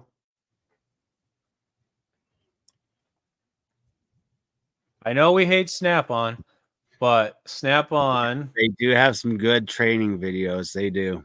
This is Jason Cabrinas. Yeah. He hosts a 30-minute webinar every Tuesday on the clock. The channel is called Snap-on Diagnostics, and he runs you through every piece of theory you can. And this dude is been going straight on for about 4 years now. He has about 80 classes up here. All little quick 20, 30-minute things. Yes, they do use their Snap-on online wiring diagrams. Yes, they're using the Zeus sometimes. But, if you've ever been interested in one of their products, now you know it thoroughly inside and out. But when he's teaching these components, he's actually teaching base theory too. So it's a win-win. Go ahead, man. I'm sorry, I'm cutting you off. The thing about these Snap-on videos, you don't need to own a Snap-on school to utilize what he's teaching you. I've actually used my launch tool to actually teach people at one of the local shops here the stuff that he teaches. And just because he's using the Snap-on scan tool, don't think that you have to own a Snap-on scan tool to do what he's doing. You do it with your launch, your Autel, your top down. You're just going to a different part of the software. But yeah, the Snap-on Diagnostics is worth checking out for everyone. Mostly for the multimeter training. Yeah, he does a lot of training on voltage drop and everything like that. It's great, and it applies to multi tools. So,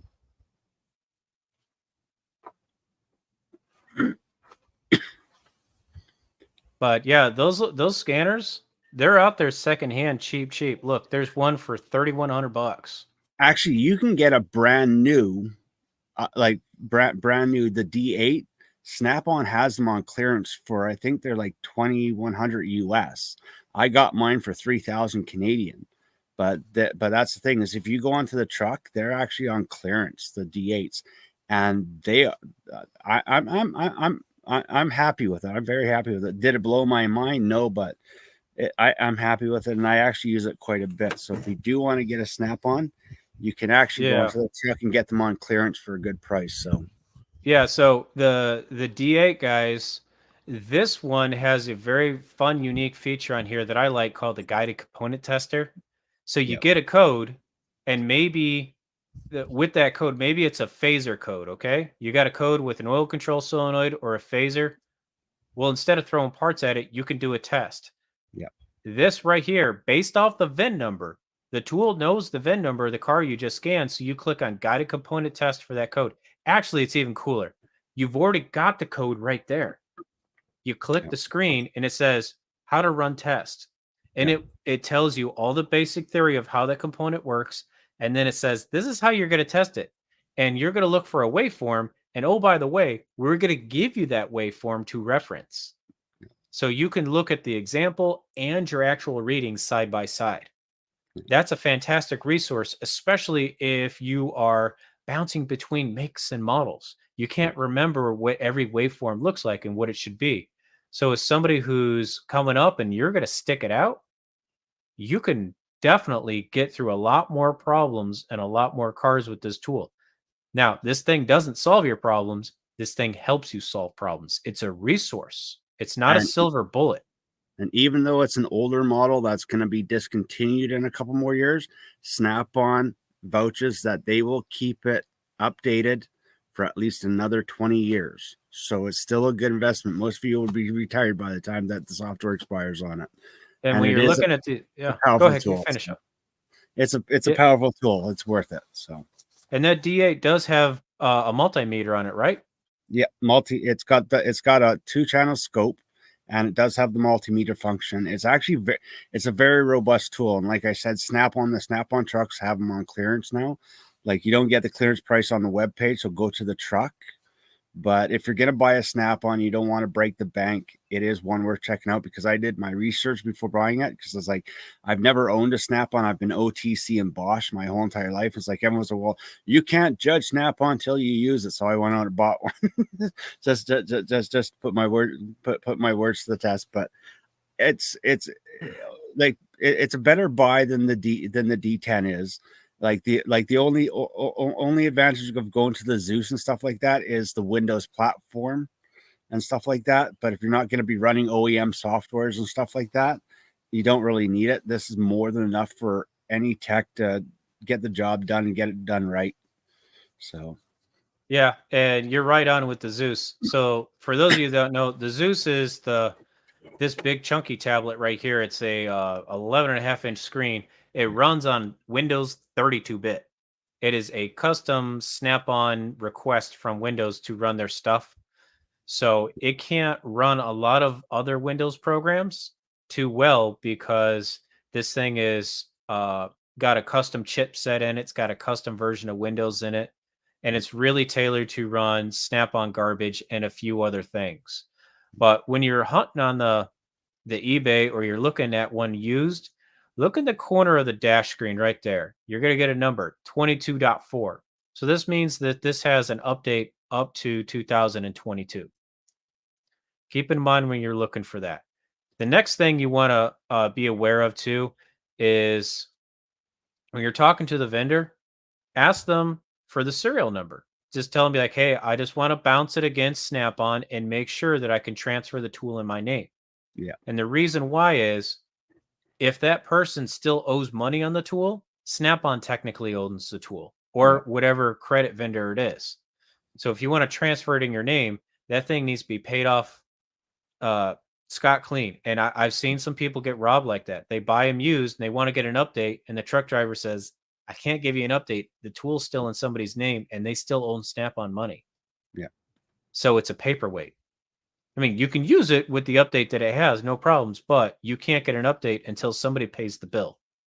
And that's really dirty. And none of that, you won't be able to get, even though that the software's up to date, you're only going to be able to do standard diagnostics, some of the resets, and that because the new software, the new Snap-on software, if you don't have a subscription, there are a lot of functions that you actually lose from not having that subscription. So, but it makes a great diagnostic tool. But yeah, here's the D10. This is the flagship one now. As I tell a lot of people, I'm like, I think the Triton's going to kick the Zeus off the network pretty fast, because everyone's bashing the Snap-on 4-channel scope. It's not as fast as it needs to be. Picoscope is taking over everything when it comes to scoping. So I really think that Snap-on's going to drop the Zeus pretty soon, or that big Windows tablet, and they're just going to push the Triton. That's a good price for a D10. Yeah. Jeez. And yeah, you get a lot of people who buy these tools because they're straight out of trade school, and they get them at deep discount. Yeah. Like, they're literally getting them at cost, because Snap-on knows they're going to be making $100 a month for these people to maintain the subscription. So that's why they're happy to just hand them out, flood the market.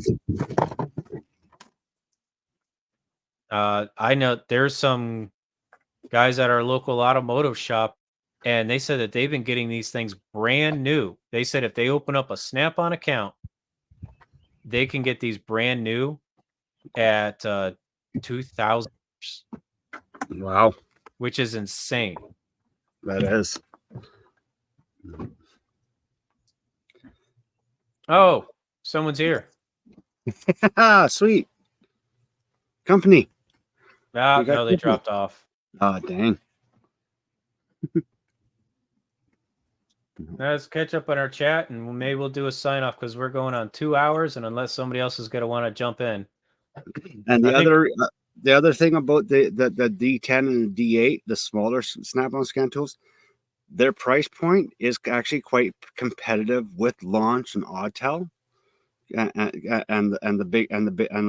the top Dons, because you're still looking at $2,000 to $3,000 for one of those, at like going with the flagship units. So, like, yes, I've knocked Snap-on for being for being pricey, but for what Snap-on does offer, if you can get a decent deal on it, it is going to be a great investment over a Snap-on or Top Don. Yeah, my Snap-on tablet just saved my ass on a huge diagnostic job. I had a code set. I'd never seen this code before, but there's an actual code for the car running rich and lean. It says it's flip-flopping back and forth between rich and lean. So I was like, that sounds fun to troubleshoot. I was like, you're either rich or you're lean, but this thing's got a code set for running rich and lean. One code that says that. And I go like, oh, that sucks. So I plug that code into the Subaru network where you can look up TSBs and look up QMRs and stuff like that, quality maintenance reports that have been sent from the field to the engineers. Yeah. Nothing. There's nothing out there for this code. No bulletins. There's no QMRs. I was like, that sucks. So I was like, well, let's see what the intelligent diagnostic feature from Snap-on has to say about this. Yeah. And for just to fill you guys in, the newer Snap-on tools that have come out with the D8, the D10, the Zeus, they call it intelligent diagnostics. And basically what it does is when it scans the code, it pings the cloud, and the cloud uses their little AI, and it pulls down every related repair and every TSB that's ever been used. And they're actually talking to the manufacturers when they pull this down. This isn't Snap-on proprietary information. Snap-on is paying for the rights to see confirmed repairs from the manufacturer for this code. And sure as shit, there was a TSB for this. And it wasn't, the code wasn't listed in the TSB, but it said, hey, there's 3 confirmed repairs from the manufacturer referencing this TSB. There's an updated intake camshaft for this engine because that's where the high pressure fuel pump rides off the lobe. And they said it's getting a little bit of oil starvation there. So put a new camshaft in it. Nice. I was like, so I told boss man, I said, we can waste 3 days chasing this down, or we can put a camshaft in it. What do you want to do? He says, put a damn camshaft in it and get rid of that car. Yeah. And we did. Yeah. And the car never came back. Because it was, I think it threw that code twice while it was in the shop. Guys were clearing it, trying to see if it would go away, and it set within about 20 miles. So as soon as it runs the monitors, it sets the code. Yeah. Yeah.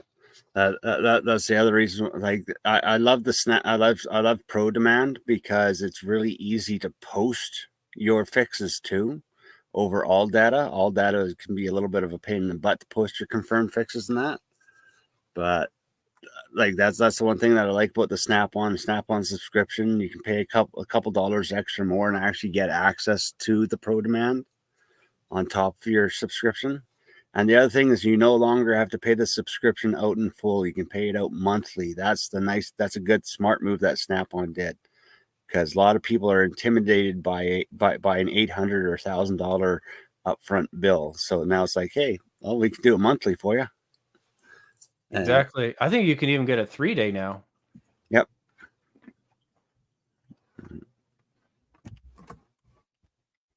Let's see. Yeah, I'm gonna put an example up, but I got to make sure that my shop doesn't get pulled up when I log in.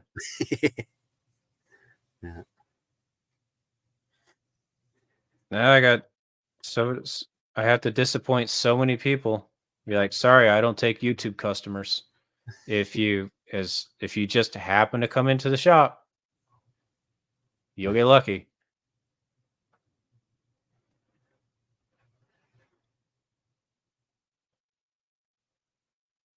Cool. And yes, okay, so it does. Let me see if I can do a present here. And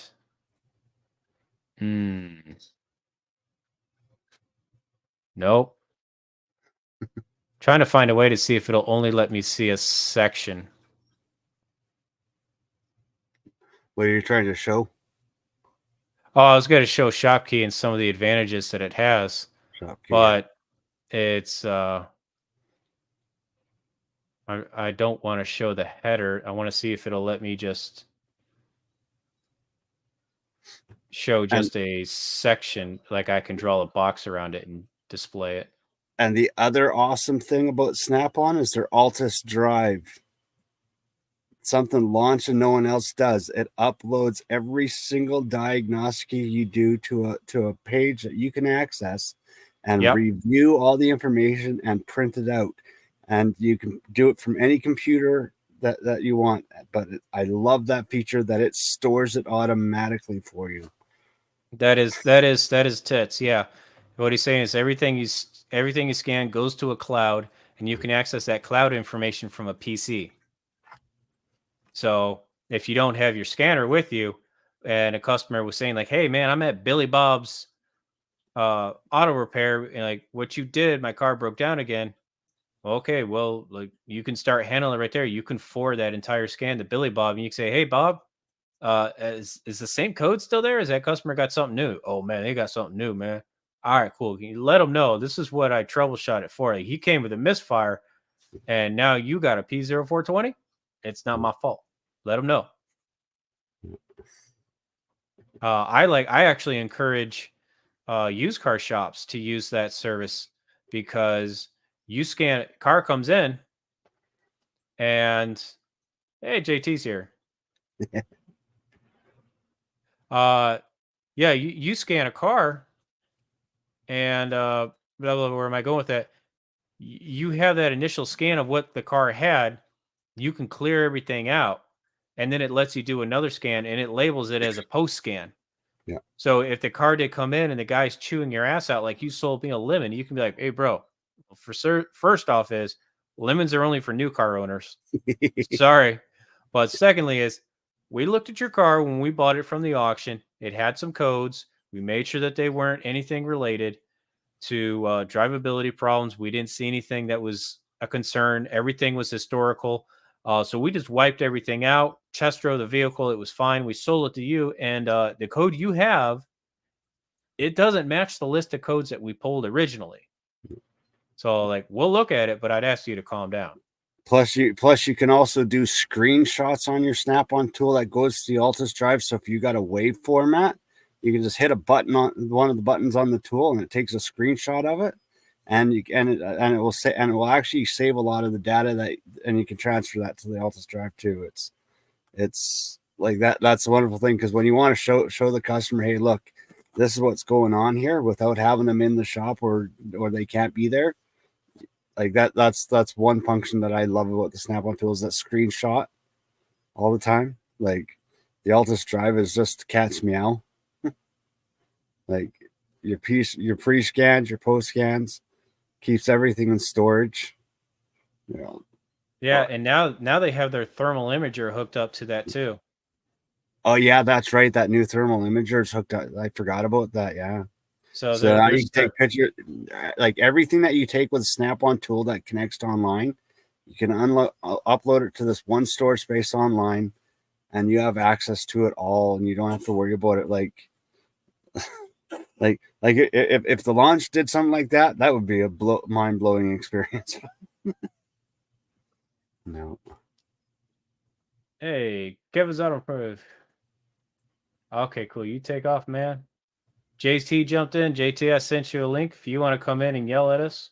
We're coasting right now. But if it fires up again, I'll stick around. No. I think I got Garage Monkey.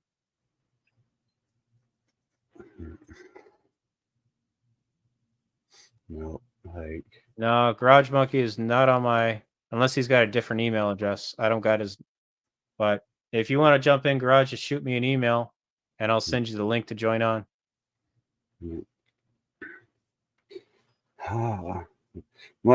what else is a good survive for the mechanic survival toolbox? Dude, I think keeping those little Propel electrolyte drink mixes handy. Yeah. The truth of it is, man, it's like you drink that coffee, you drink those energy drinks. It gives you energy, but it robs you of those minerals you need in your body. So having those rehydration drinks are amazing. And the Propel is about the cheapest you can go. There are better ones out there, but they usually run about a couple bucks a pouch. Like Liquid IV is a big favorite one. We used to actually get Liquid IV in our MREs because it works so well.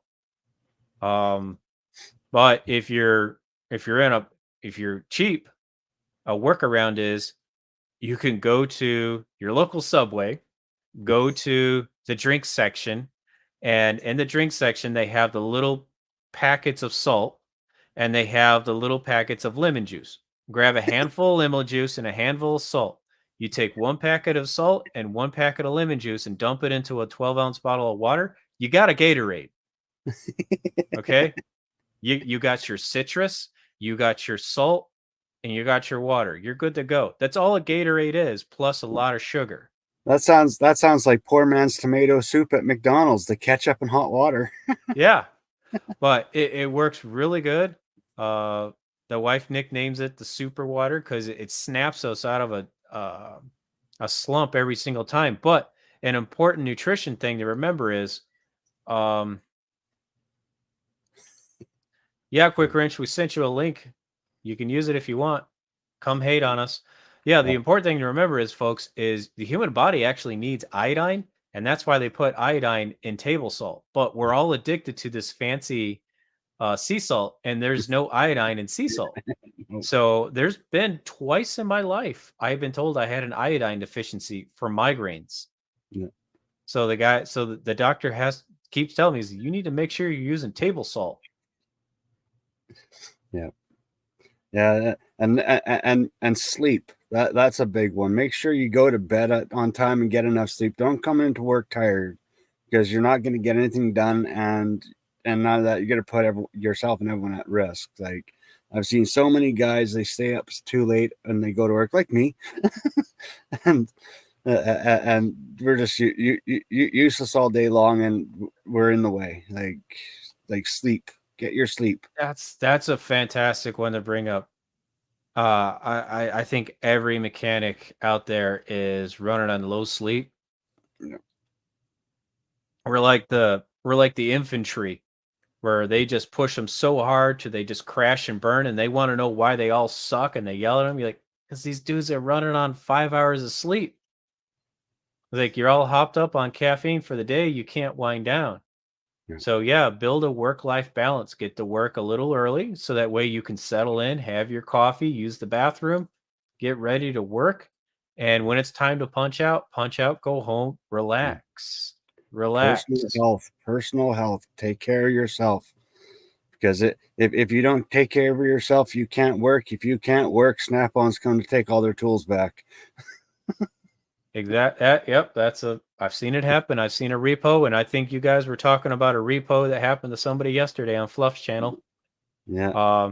I had one person who had broken feet because he was walking around on shitty shoes for so long that his foot pain got so bad. Well, first off, he actually got a stomach infection because he was taking so much Advil for the pain. Ooh. The Advil rotted his stomach lining. Yeah. And then he had microfractures in his feet and his toes. Ooh. And so he was disabled for a year couldn't stand up. His feet were locked in boots. So he had those little walking little booties on both of his feet. And it was just from trying to work on bad boots. He wasn't taking care of his feet. Well, but Baja showed everyone a good deal on some really good work boots, because literally your footwear in almost any industry is going to be your number one investment that you're always going to want to spend money on. Because if you're not sitting on a desk and you're on your feet, it's your number one investment, because everything in your body runs off your feet. If you like that the whole entire thing, acupuncturing in your feet, is actually true. Like, you get a pain in your foot, your liver could get buggered up. So yeah, all the truth. Health and sleep. And I think another good one too for mental health is find some quiet time to yourself. I didn't learn this one. Somebody had to teach this one to me. But he was helping me out a lot with PTSD. He was helping me out with anger issues, and just trying to just get along with civilians, because I was still stuck in the warrior mindset of like, just get shit done, punch people in the face, get the mission done. And I couldn't disconnect. So he was telling me, he says, he had me show up to a session, a one-on-one session, and it was just eerie quiet in there. It was a special room for doing hearing tests. So it was all in a Faraday cage. I think the decibel level was like -30 or something like that. But he just said, I'm going to put you in this room here, and I'm going to leave you with a notepad, and I just want you to be quiet. And I went insane within about 3 minutes. And then he'd come in, he'd check on me, and we'd talk, and I'd calm down. He says, you need to learn how to just stop for like 30 minutes. He says, take a nap, be quiet. He says, you just have too much noise in your life. You need to learn how to just stop. Well, the big battle is silencing the voices in your head. That's a big battle. You got to you got to train yourself to turn those voices off, because all those voices are just repeating your past and everything that you've gone through and what you've been trained.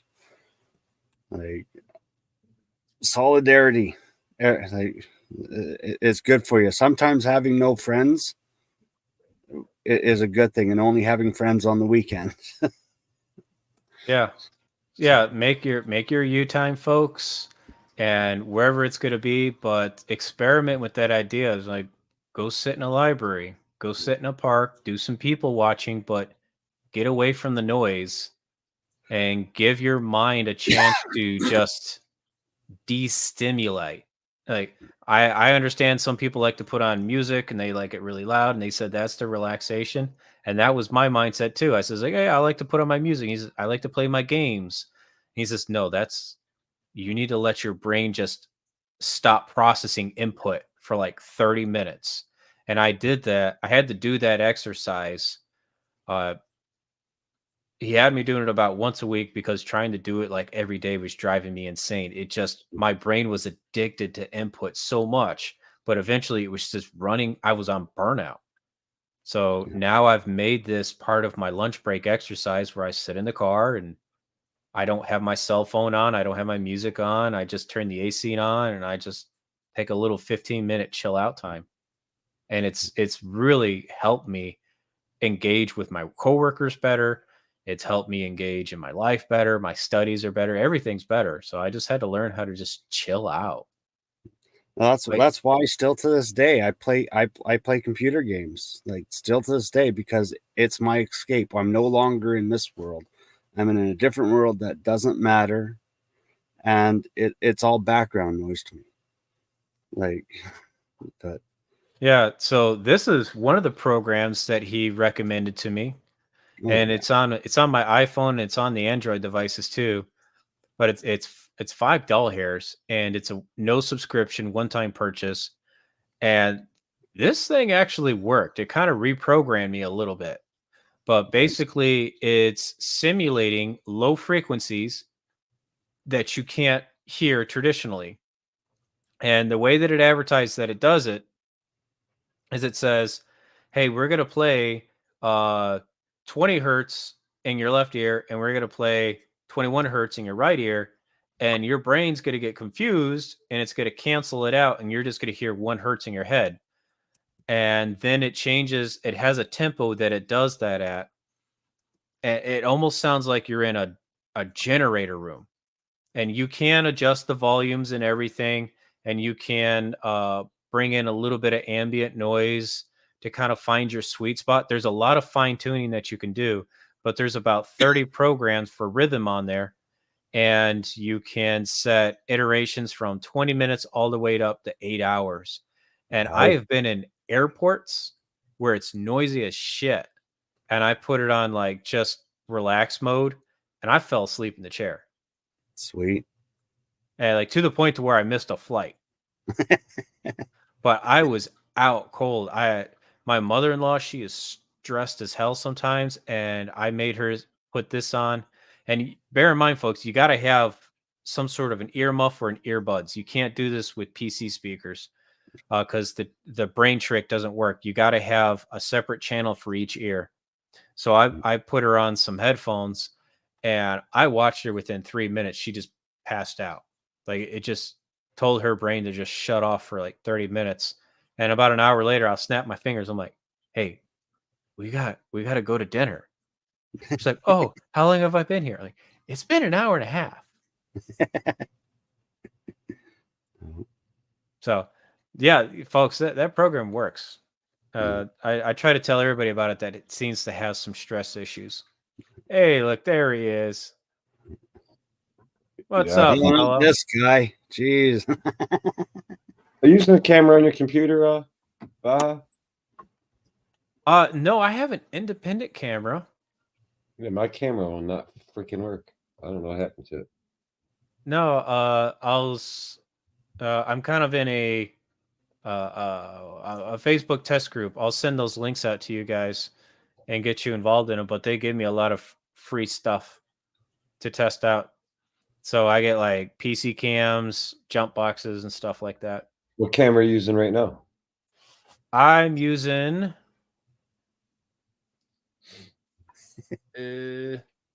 what's it called? What's the name of it? Elgato. Elgato, yeah. They make great mics, Elgato. Elgato makes some nice microphones. Yeah, so Elgato got me a 4K camera that uses software so I can manipulate my appearance in a virtual camera setting, and then it integrates into any other application. So I can adjust lighting, I can turn my camera upside down and whatnot. So I don't have to waste setting up the camera in a specific orientation. I can digitally enhance it however I want. So if I wanted to turn it portrait, I could turn it portrait. But yeah, they gave me a half off coupon. Yeah. So I got the whole thing for like $75 and it's like $150 camera and it's really nice. I got their Steam Deck. I just haven't hooked it up yet. I want to play with it eventually, but they got some good equipment. They do. It's very good budget friendly equipment. And yes, I've invested in all their stuff. I got their booms, I got their camera, I got the Steam Deck, and I'm using their green screen. Yeah. Nice. But I've been happy with their equipment.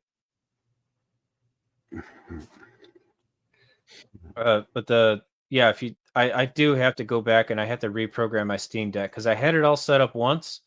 Yeah. And it took me about 3 hours to learn how to use it and to program it correctly with the macros. And then I had a computer glitch, so I reset everything, and then I just kind of went, I don't want to deal with it. I don't want to go through that again.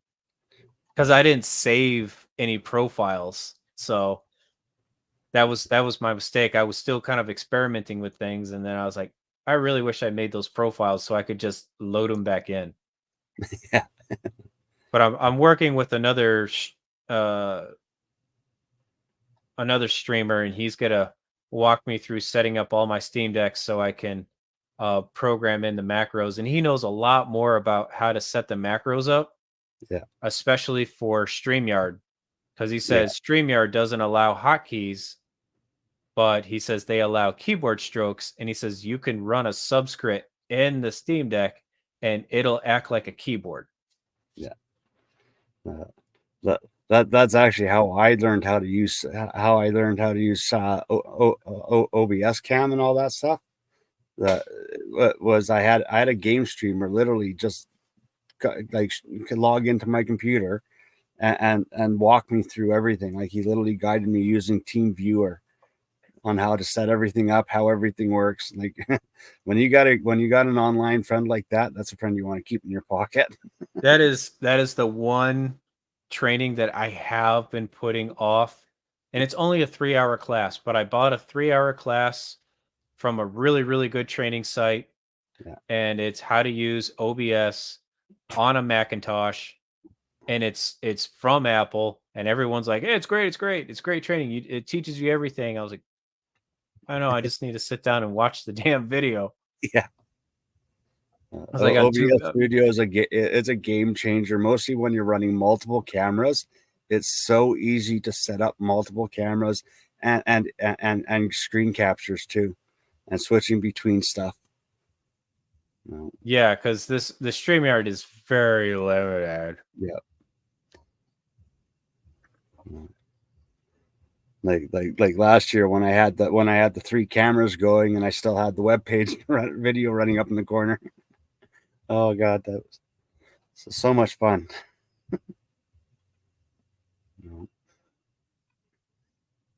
So what all did you get up to today, Dave? What all did you get up to? Yeah. Mr. Dopey and Sleepy off into Wonderland. Are you dreaming about lubing your shaft again? My shaft is well lubed. I actually got to use it again today. I did I had another Trailblazer they handed me. They need ball joints. That thing works like a freaking charm. It does. That's gravy, man. No, I finally, after all these years, I bought a new ball joint press, and I really was debating, like, why am I going to do this? Because I do a lot of ball joints, but it seems like I don't. Did you get the fancy new one? No, I bought my shop. Oh, the shop has the Slate kit. Yes, they have that for heavy duty trucks. No, I bought the Snap-on. Okay. With the click-in pieces.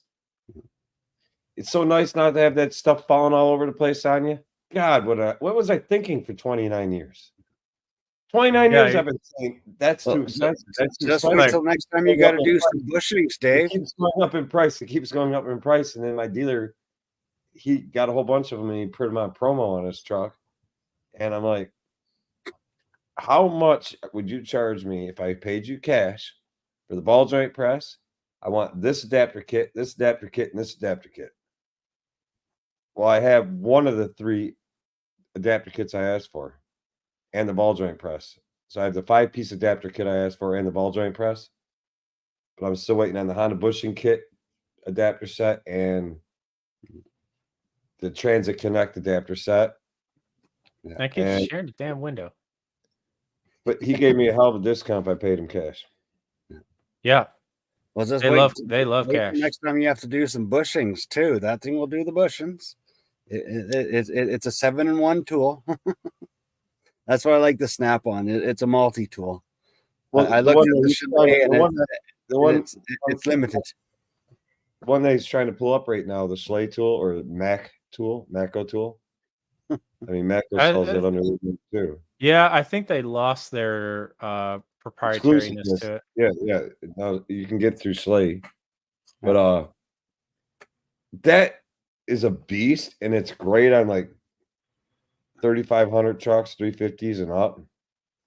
A car, it will destroy shit if you end up going in crooked. If you don't have stuff line, that thing weighs 30 pounds. What you're looking at right there weighs 30 pounds. Dang. It's heavy. No, my shop has that as a shop tool. Oh yeah, emails up just in case anybody else wants to jump on that's never been on the channel before. How to? What's going on with you? I saw you left a comment. Everything's great. I hope you are too. Well, that thing is a beast. That thing is a beast. Yep. No, it's here. Juan wants to. I think he's talking to me. Did you study music or are? What's that word, guys? Incline? Inclined or Oh yeah. Okay. inclined to. I don't. Oh no. I am a person who gets about halfway through a subject in college and I find something new and I drift to that. I am very EDD in education, so I have a demo education and a multitude of things. I did. I was an electrician in high school.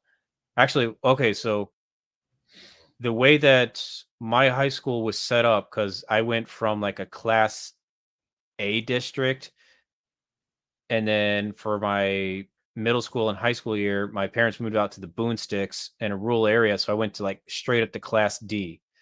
Their curriculum was very light, but actually very good. Like I knock on it, but I learned a shit ton from them because they just had a really good curriculum. But I did all the summer schools because I was interested in subjects. So I got all my course classes knocked out. So by the time that I was, what is it, freshman, junior, sophomore, senior? Okay, yeah. So it was 2.5 years in the high school. They were like, okay, so you have all your core classes done. All you have left is electives, and you qualify for vocational training. And I was like, well, what's Sweet. that? And he says, well, you get to go to Voltech school for an entire day. I was like, so I can do all my electives at a trade school? And you're like, yeah, you're done. He's like, you just got to ride the clock out. Sweet. So I went a year and I did electrician, then I did carpentry, I did small electronics, and I did computers. I just like lived at the Votech school for the last 2.5 years of my high school education. Then after there, I didn't apply to any colleges because, well, I sucked at my other core classes, and I was like, well, I'm not going to try and fight to get into a school as a C student, and I have all these cool trade skills. So I had a computer engineering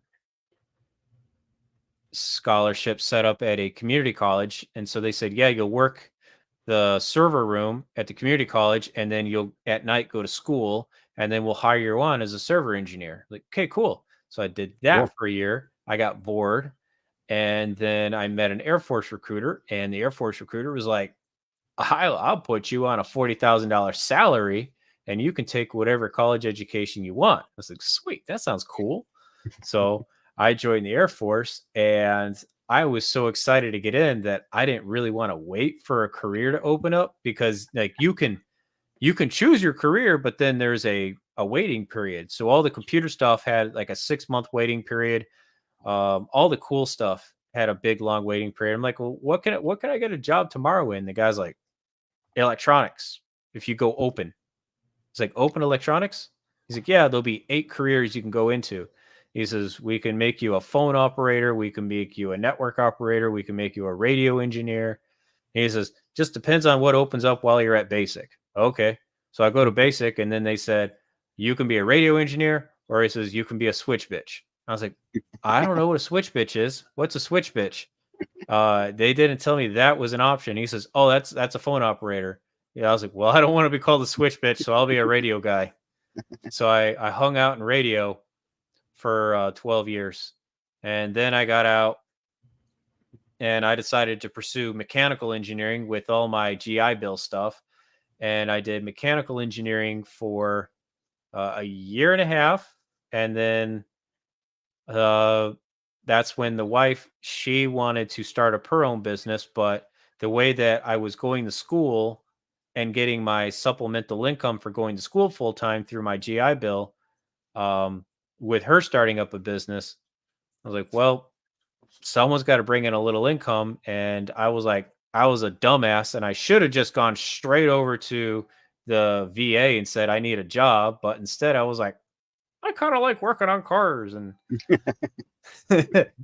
so the rest is history. I started out as a lube tech at a dealership and I slung it out for a year and a half and I was addicted ever since. Jeez. No, just think, hindsight, you could have been working at Tesla by now. The Yeah. one thing that is cool though about that ball joint press, not to change the subject, is No, that do it. it will allow you to use your OTC adapters on it. Ooh. But you still got to hold all that crap in place. Nothing's going to hold it for you. That's the downside. Yeah. Yeah. Juan says he's seen it in action. I have too. We had our diesel guy come over and he did some on site work for us. So we always get diesels traded in. Guys can't afford to fix them or drive them, whatever the case is. Sometimes we buy them at auction, but a lot of the diesel repair, we just call the guy up down the road and he just jumps in his truck. He comes over and knocks out the work in the parking lot because he does it cheaper than us. He's set up mobile to do all that big rig stuff. So he's happy to have us as a client. I'm like, yep, you can mess with all that big rig stuff because one, my stall is way too small to be bringing in an F350. You go into his toolbox, you're going to see these Tiger tools that have a price tag that make Snap-on look affordable. I have a lot of that Tiger stuff at Turner. I'm a Tiger junkie, man. They come up with something new, I have to have it. Them and Snap-on have some of the best press tools on the market. Oh, hell yeah. The Tiger tools do not break. They work. Yeah. They're worth every penny, man. You'll see if you're doing kingpins, man. You got to have their kingpin kits, man. Their U-joint puller works. Everything works. Now, if you're a heavy-duty mechanic or millwright, you're going to be buying a lot of this stuff. You're not going to buy the Amazon. There's stuff on Amazon that looks like it. Trust me, it's not the same. It's not. The metallurgy is completely different. Way different. They paint it to look the same. I'm waiting to see that copycat Icon ball joint press. I got to stop over it. I think I'll go there tomorrow. I'll see if he's going to let me in tomorrow. He's my buddy that's a district manager for Harbor Freight, which he actually hates the company, but he works there until he finds something better. But he said he's got them in stock now, the ball joint press that they copied off of Snap-on. Yeah.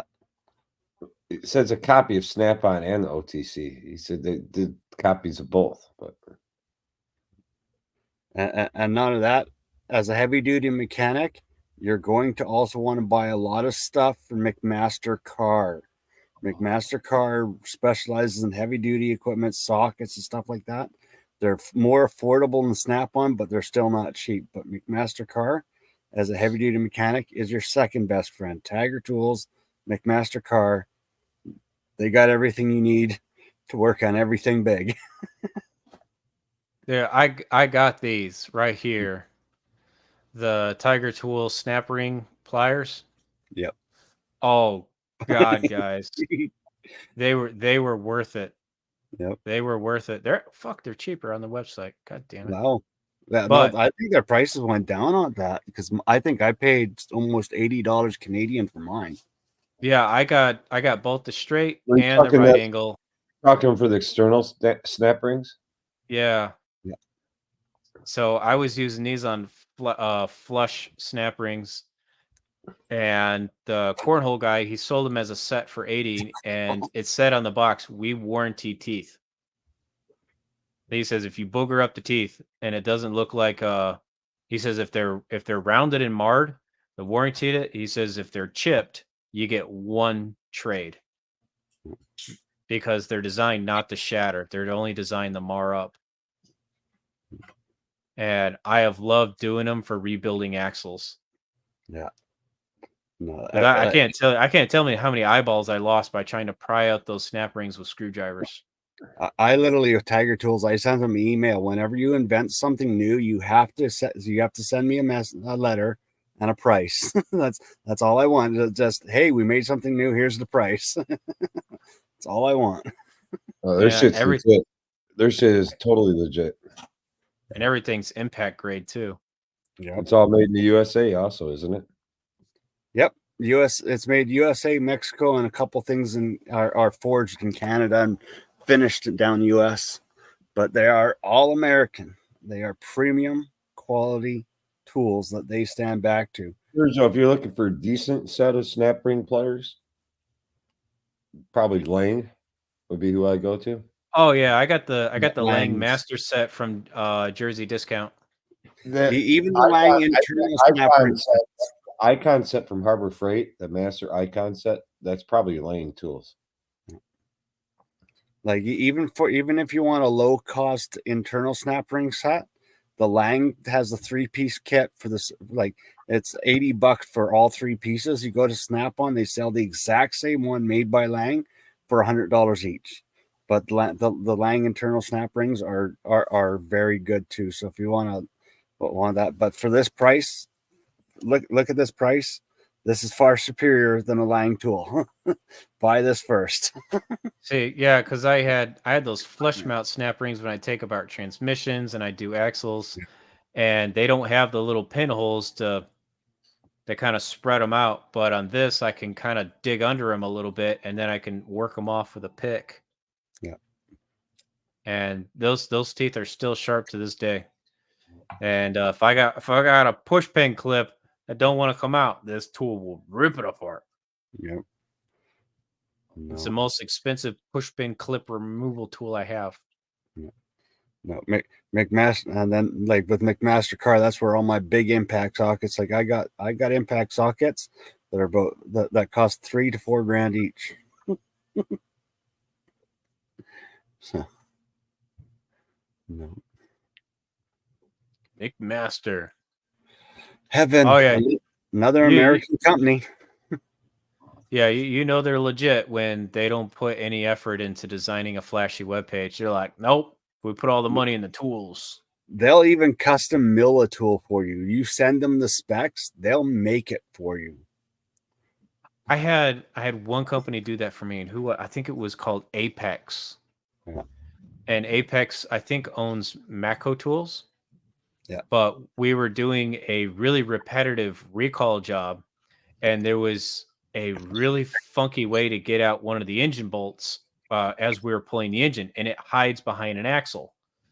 And I was like, okay, well, we're tearing up our other ones, and I need something a little bit more stout because some of this stuff is seized because we're getting northern cars. Yeah. So I sent them what I had, and they're like, yeah, we got a tool that'll do that. And they gave me a 1/2 inch.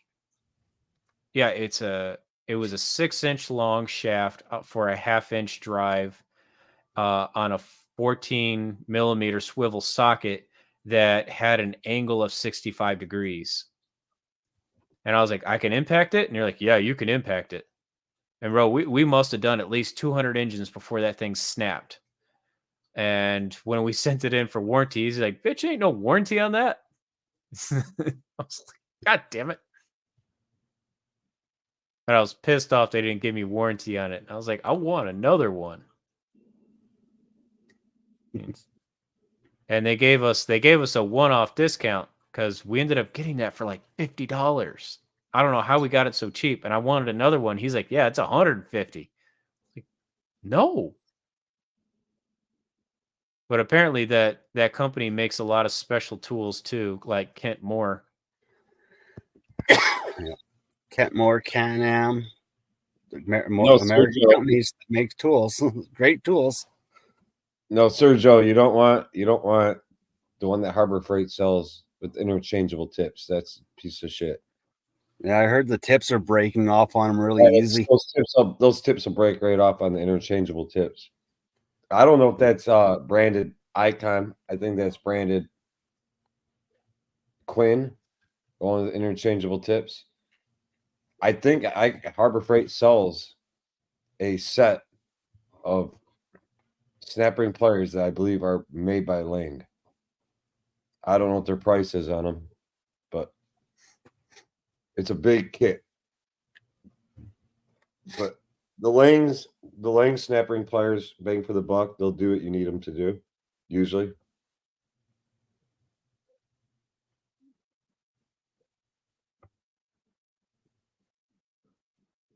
Icon precision snap ring pliers. Those things look worse than the Langs. No, those aren't those Langs. Those are not Lang.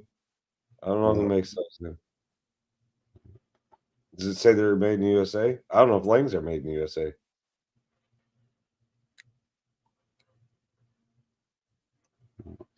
The interchangeable tip you don't want. That interchangeable tip ones, those things are just junk. No matter who makes them, I've never seen one that was good. If you buy it, just throw the extra tips in the garbage because you're just going to lose them anyways. So you might as well just have disappointment on day one. Yeah.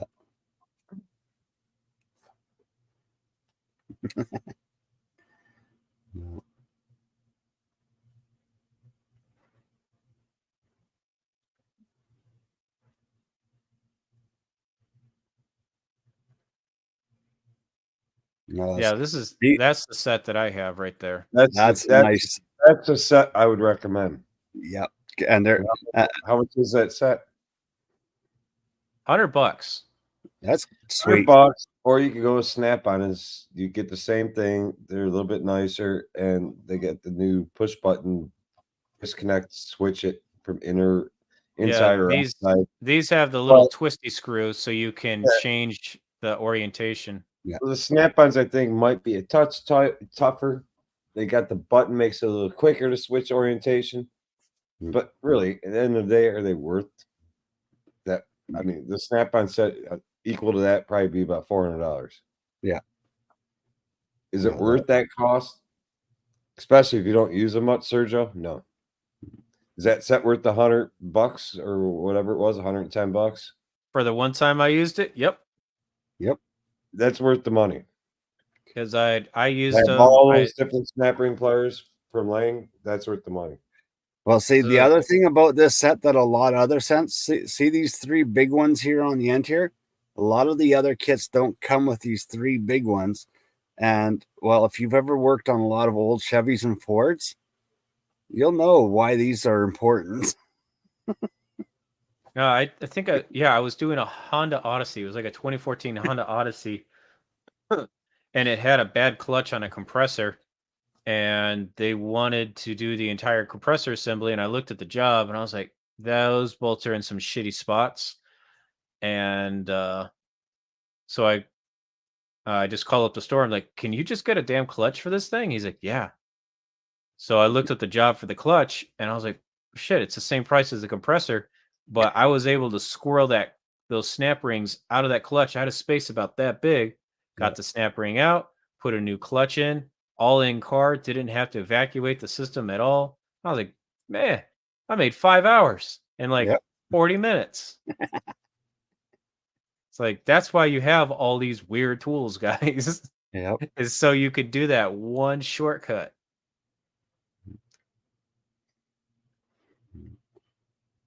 Oh, they got Calvan tools there.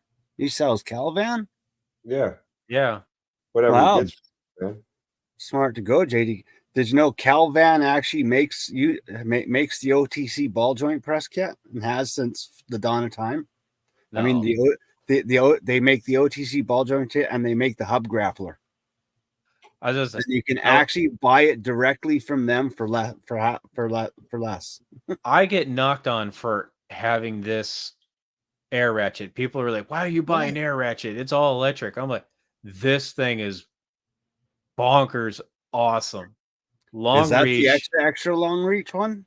Yes. Yeah, that's why you get it, because that extra like 4 inches that they have. I know AirCat, they have another one. It's like almost 2 feet long. I Yeah. saw it and it's like, dude, I Well, want that. I One want. reason that's a great tool. One reason that's a great tool is the battery never goes dead. Yeah, There's- battery never goes dead. I use this for doing timing chain covers on Traverse engine setups, Yeah. and I can knock all those bolts out in about 30 seconds. And it was like, bam, bam. I don't even turn the gun off. I'm just running and gunning bolts out, letting them drop into a bucket. Nice. It's like everyone's got their little ratchets, and they're like, and it locks up, and they go, I'm just going, wham, bam, wham, bam, wham, bam. You're like, I got plenty of spare bolts if I need one. Yeah. The RPM that puppy goes at when you get a running start on it, she's gonna break anything for you. Yeah, maximum torque 130 foot-pounds, and I'm sure that's running at 200 psi. But no, I really do like it. Yeah. That thing has saved my butt a lot. No. I got some Calvan stuff. Yeah. Hey, look, that looks familiar. OTC. Yep. Calvan actually used to make a lot of the OTC stuff, and then OTC rebranded. Same with they also made a lot of the Rotunda tools. So stay away from Wi-Fi borescopes. They're all garbage. Yep. Don't do it, guys.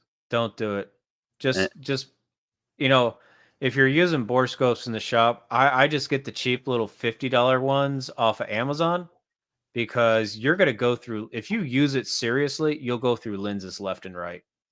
And I'll just throw that damn thing away and get another one. I've watched people spend hundreds and hundreds of dollars on borescopes, and then the one time they go to use it, to be like, man, I can't get a good picture. And I look at them, your lens is cracked. Somebody borrowed it. Click on that panel clip kit. Snap-on and everyone else is selling that exact same clip made by Calvan. Oh, they sell it. Vim sells that same kit too. Mac. Everyone's selling that kit. $45 for the original. I saw that kit for like 165.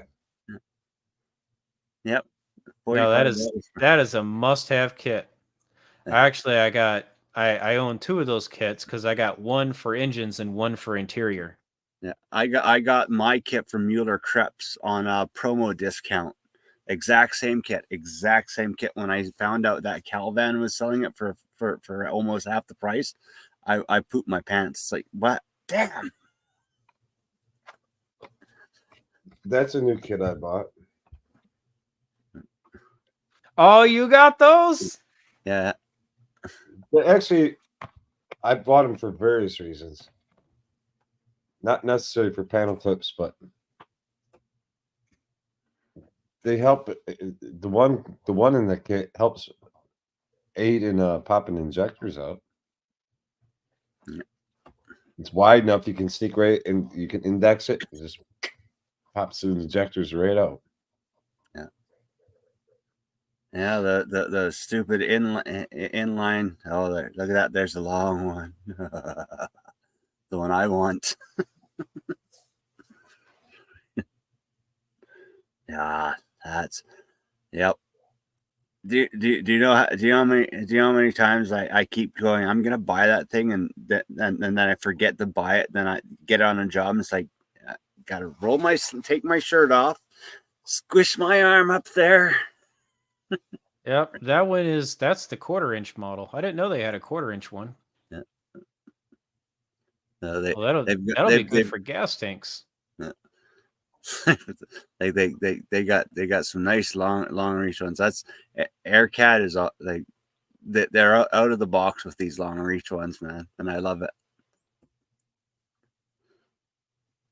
You know, the people that started AirCat all left freaking Ingersoll Rand. Yeah. I've been happy with the AirCat products. I have a few of them. No. They're not junk. They're great tools. No, yeah, they're sealed head ratchets, amazing. I got both of them, and I love them to pieces, and they're super quiet. Yeah. Well, that's one of the things they wanted to do, and one of the guys that left Ingersoll Rand, that was his goal, was to have something equally as powerful but quieter and less vibration. Dude, and this drill, freaking amazing. No, this isn't it. This isn't it. Where's the other one at? It must be in the discontinued section. But I got an AirCat drill, and it's locked at low RPM. Like, it won't go over 700 RPMs. But it has a clicking trigger to where if you squeeze it, it stays at 200, and then you have to squeeze it like an extra like 5 pounds to get it to go to 700. So I have not been burning up bits as much as I used to. Nice.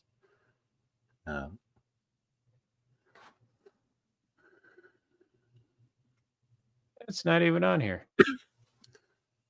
They probably got some new version of it. I got it from Amazon anyways. It's probably not there. Well, I gotta say, I'm impressed with my Chicago Pneumatic air hammer that I got. It literally is the same power as a Snap-on, and it has the same trigger control. And it was only $260. Oh yeah, this is it. This is it Yeah. right here. Yeah. Okay. Yeah. 1/2-inch heavy duty reversible, 400 RPM. Wow. And if you lean into it and the drill bit sticks, it'll snap the drill bit. Nice. Like I have those the Matco stepper drill bits, and I have to be careful where if I apply too much and that bit decides that it wants to dig in and not move, it'll just snap the shank. Snap it. And the Matco guy goes like, "How the fuck did you do this?" I was like, "I got a special drill." Yeah. Well, that's the thing. When you're doing steel, you don't want to, you really, like the sweet spot on steel is in between 380 and 460 with wood and stuff like that. The actual sweet spot on anything thicker than 4 inches is 600 to 680. Like everyone thinks speed, faster. No, speed wears things out and heats stuff up too fast. That's actually pretty impressive. Locks in at 400. I think every machine shop should have those. Have those. Save a lot more money. There, Turner, is that the air hammer he's referencing right there? The big nasty. Oh no, actually no. I'm. That's not the one. I'm. That's not the one. That barrel's way too long. Yeah.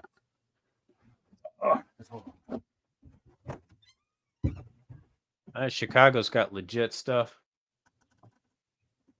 Sergio says, "I wish Milwaukee would release their electric air hammer."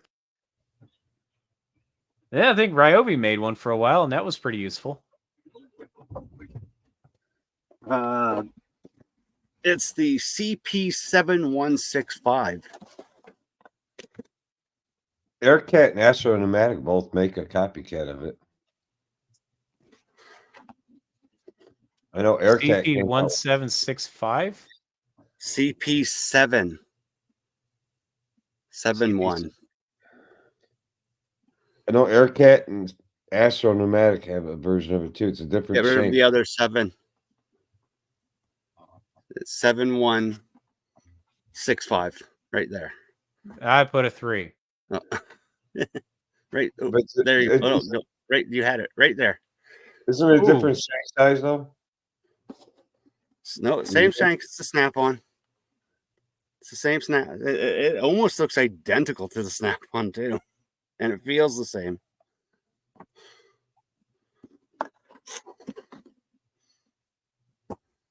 That's a comfy grip. That's the 6.0. That's one down. It should be the one right over here in the corner. The last one around the corner. That one. The trigger control. I'm gonna make a video on it tomorrow, but the trigger control is holy cannoli fine. Like that looks and the just power. like, and it's got lots of power. It's like it says call for price. That looks like a Snap-on 3050. Yeah, it does. And it feels like it works like it sounds. It's quiet too. This thing's quiet as hell. Like at first I thought it wasn't hitting hard until the bolt broke in 2 seconds, but it's quiet. But for the $250 I paid for it, and that's $250 Canadian, worth every penny. That's cheap. Like friggin'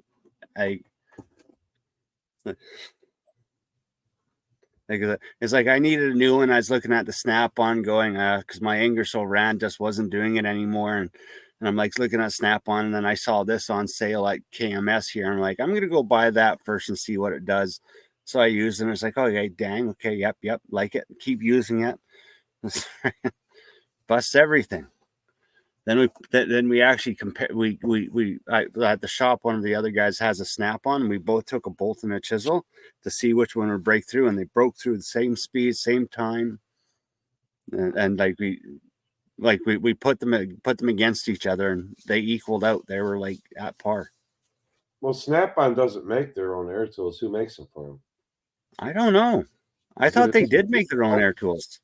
No, they have a company making their tools, but they might own that company. Yeah. Hey, you know that Chicago only deals with heavy duty stuff when they don't even have an option below half-inch. It starts at half-inch and it goes all the way up to 2.5. 2.5, yep. Try and remember who makes Snap-on's air tools. 3/8. What do you need a 3/8 for, there, boy? What are you working on? Toy cars? You gotta take out an air filter? No, I was like, I think it was Chicago started the trend with these long reach stubby half-inches that are super popular now. They started that a long time ago, and then their design finally got picked up, and everybody started copying it.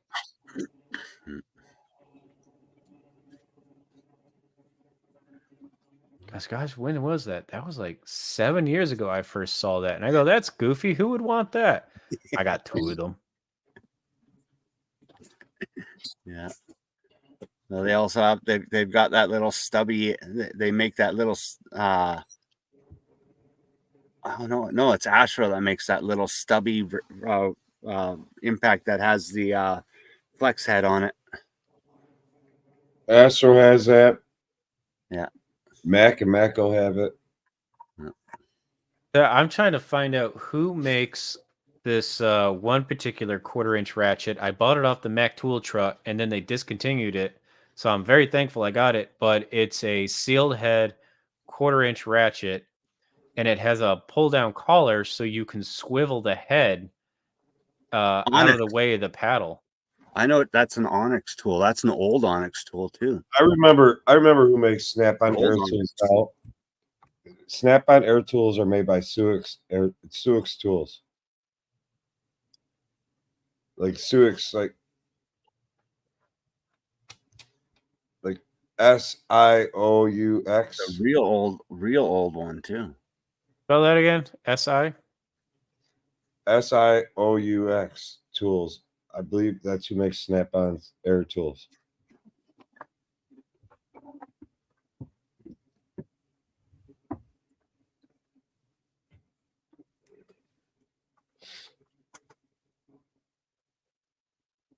Industrial air tools. Let's go to. Oh gosh. Which one would an air hammer be under?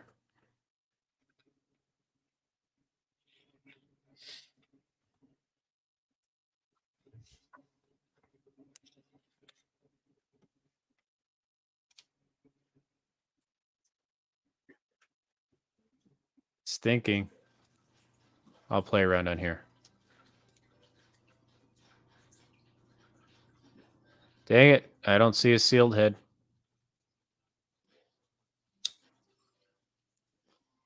So I got somebody trying to buy one, and we're looking on eBay for them. But every time they pop up on eBay, they go for $400. I'm like, bro, they were like $200 brand new.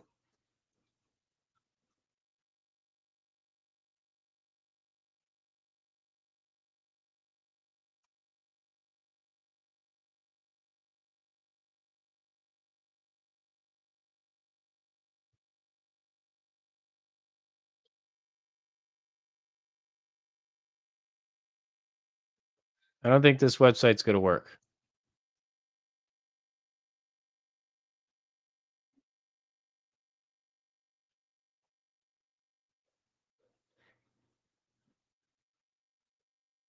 I don't see anything that looks like a Snap-on on here.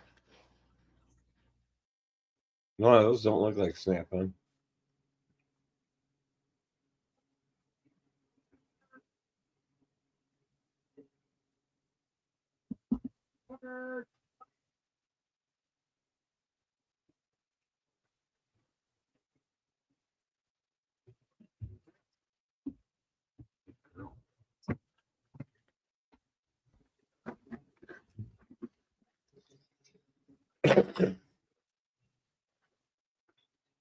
That's very close to what I have, but it doesn't have the swivel.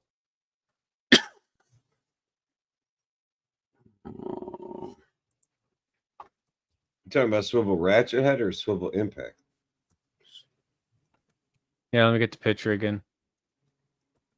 So it's a seal head 1/4 inch ratchet, almost like this, but right here where my magnifying glass is at, this collar, you can pull it down and you can rotate that head away from the flappy paddle, and it has a 8-position lock.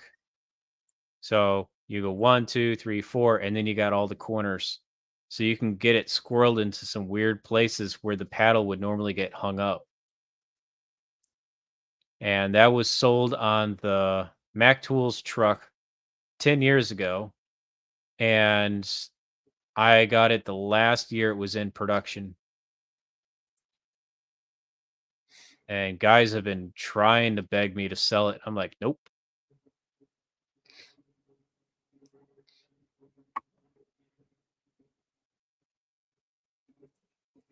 I should find the model number on it one day.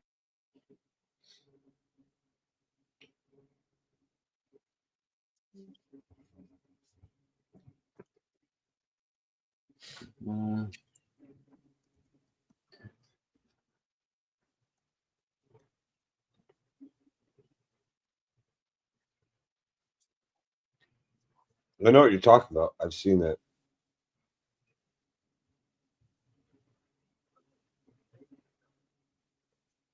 Yeah, I buy all the goofy tools that don't last on the truck. It's my weakness. Proto sealed head air ratchet swiveling head. Wait, what? You're reading things. Proto. Proto.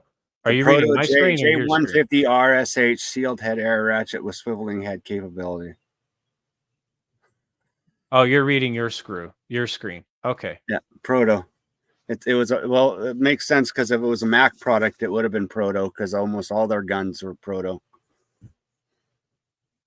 I haven't seen too much Proto stuff out there now. Because Proto doesn't exist anymore. Really? Ever since Stanley ate them up. Oh. Welcome to Stanley. No, I love my Proto Impacts. They're still kicking ass. I think after 10 years, I just sent all 3 of them in for rebuild, and they're amazing again.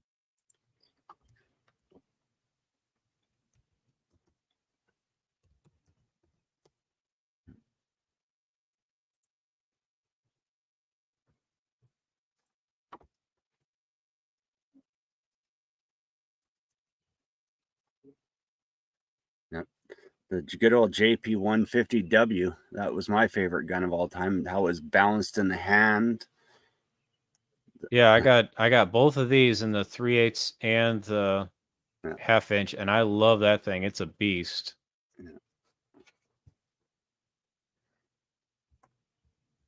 All of these suckers are amazing. Yep, my favorite gun of all time. My favorite gun of all time.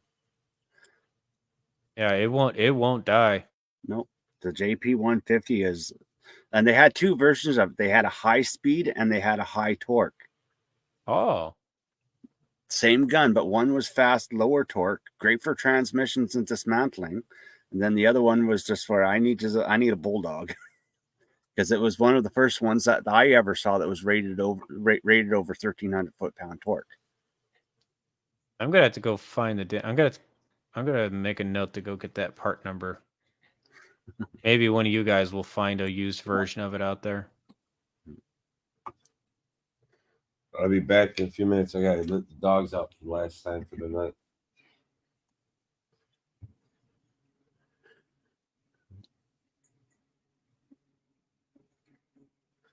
Now, I always thought that Proto made some of the best air tools. Oh yeah, they were Boss when they were American made. They were made in Vancouver and Washington State and one other place in the U.S. They were a Boss company. They were just they were literally one of the finest professional air tool companies and impact tool companies.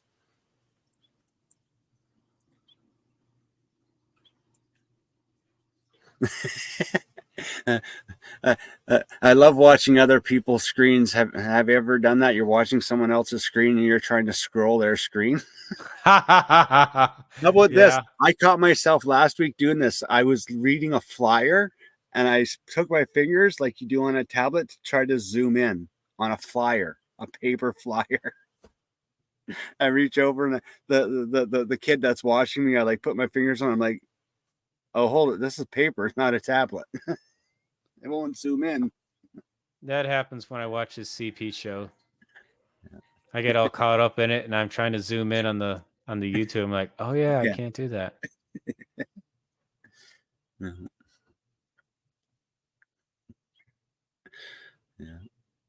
Now I know I got a whole bunch of Proto stuff before they got discontinued. Yep.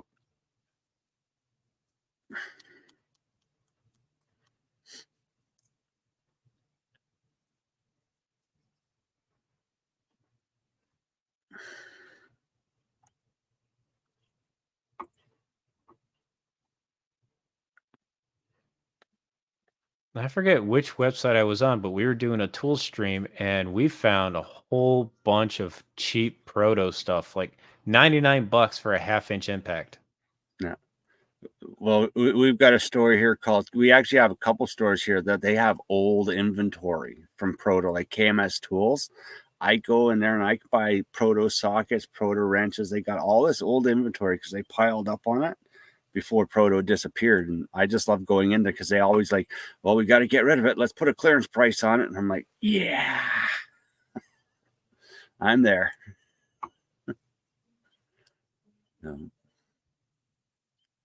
It's 11 o'clock. I've kept these guys up. It's only 9:13 here.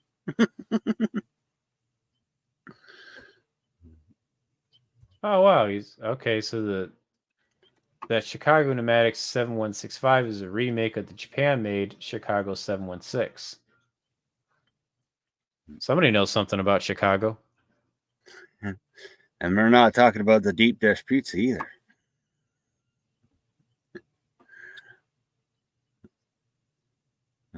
Nice. And I gotta go back to one of my old streams. I'm gonna have to find that site. Because it's like a whole bunch of us were all of a sudden like we put orders in on that site. Because seriously, we were finding $400 impacts for $99. Wow. And there was a tool company that was out for only a few years called Monster. Yeah, I remember. And Monster made some really cool extension swivels that nobody else has made. Like they made what was it? It was a 10-inch long with a swivel attached to the end of it on a 1/2-inch drive. So I was like, it's in a 14 mil. I'll take it. Yeah. So I was like, I use that on transmissions all the time. Actually, they had some pretty unique, innovative stuff. Like I like they were here one morning, gone the next one, but they had some pretty unique stuff.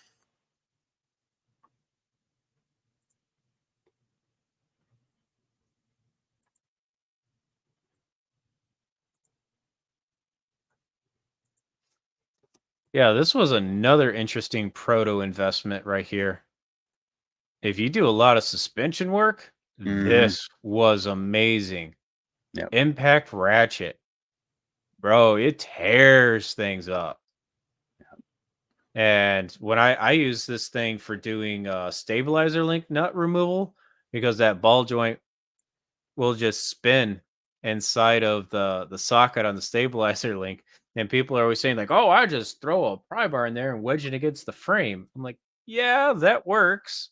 And I've also seen people bore out the stabilizer bar trying to do that. And next thing you know, the link wobbles around in there too much. Yeah. I says, but with this thing, it just smacks it and smacks it and smacks it, and it'll either snap the shaft or it'll break that bolt loose. It wins either way. And I was fortunate enough that when Mac Tools decided that they were going to discontinue this air ratchet, the truck guy already had a 1/2 inch on there that nobody wanted. And he's like, dude, I only stocked this thing because you bought the 3/8. And I thought maybe somebody would want a 1/2 inch. It's been on my truck for 5 years. Yeah. He's like, I'll just give it to you for what I bought it for. And I was like, sweet. How much? He's like, 125. I'm like, dude, your markup's that bad? I hate you. Yeah. Oh my God. I was looking at KMS. They actually have some of the old proto 15-inch, 1/2 inch drive 45 tooth ratchets for sale still. 45 teeth. You ain't gonna break that puppy. No, let me know if you find the ratcheting line wrenches that Proto made. Those are Oh, impossible to find. I hunted those down for a long time, and when a set did turn up on eBay, it was an auction frenzy. I thought for the longest time, like, man, I'm gonna get these for like $100. And next thing you know, it's a $400 bid. Like, somebody wants some ratcheting line wrenches. Are you talking about the black handled ones? Yeah, and they were metric. So Yeah, apparently they're on they didn't Amazon. make a lot of metric ones. They had a whole bunch of SAE ones. 12.7 piece, non-plated bear. Well, they got their new they got their new ones out on Amazon, and they don't have a size. They're like SAE and metric in one. I don't know if they're the same ones. They're J3800A. J3A00? 8, the number 8, 00 alpha. Hey, those look pretty. Yeah, those are their new ones. Yeah, they're made with the different metallurgy. Yeah. Because these are the new lightweight ones. The other ones were the old irons.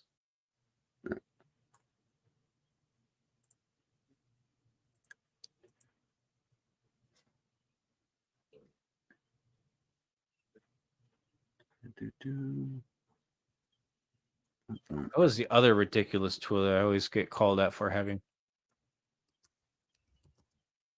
Socket wrench? I guess that's what you call it.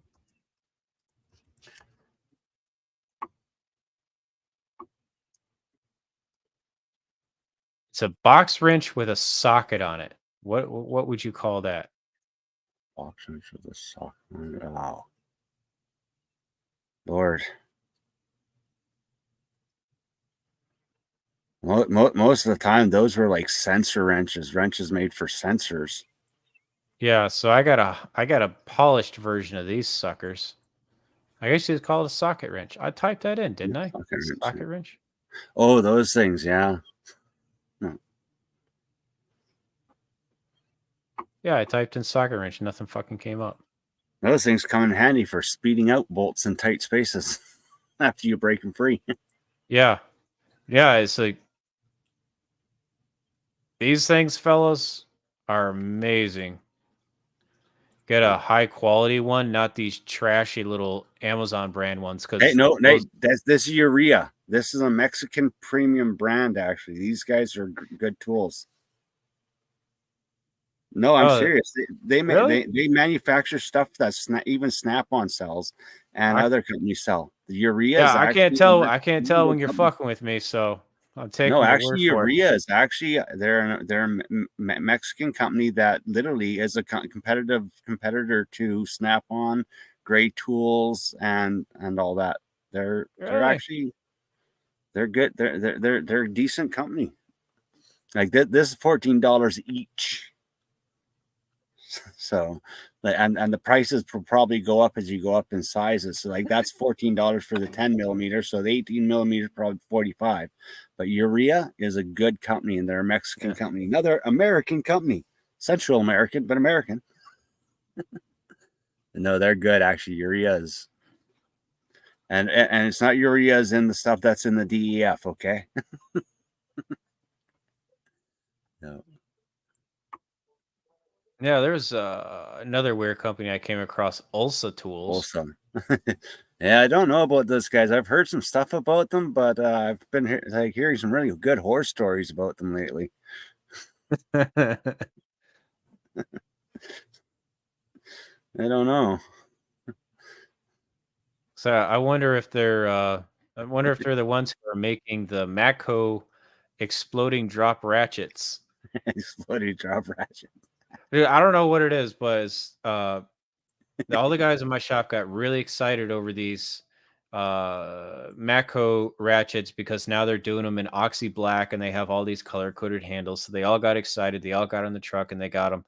Like within 3 months, every single one of them have gone back to the truck because these guys have dropped them off the oil bucket or they drop them off the lid of the car, and if it lands on the sweet spot on the ratchet head, the snap ring that holds the anvil in there pops out and all the guts scatter. And they're just taking an empty sealed head to the guy going, warranty? He's like, well, where's the rest of it? He's like, I dropped it, it exploded. And I'm nodding my head. I'm like, no, he honestly, like, genuinely just it fell off the toolbox. And I was just, he's like, yeah, I know. This is like the fourth one. What kind of circus is going on in here? Oh god. I was like, dude, I don't know what it is, dude. You got a bad batch or what? But I've just been hearing like more from YouTube videos, like, yeah, these things have a sweet spot. That's funny. Yeah. Yeah.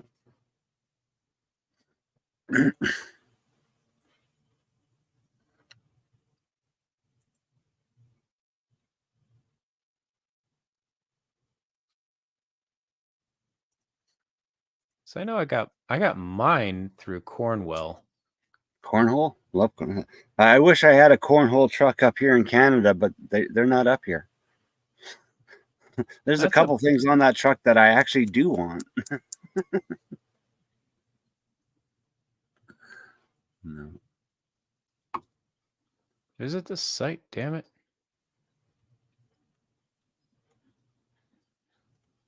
It's a cornhole.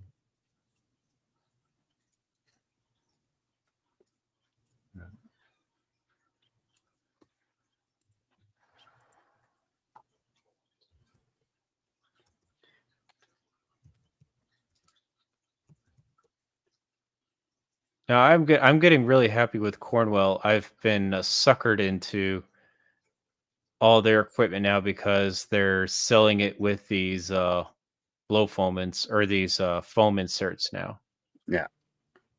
I've been a sucker for that. Yeah. Organization. Something I wish I had room for in my truck, but in a service truck, you don't have much room for. You got to try to pile as much stuff on top of everything as you can. No.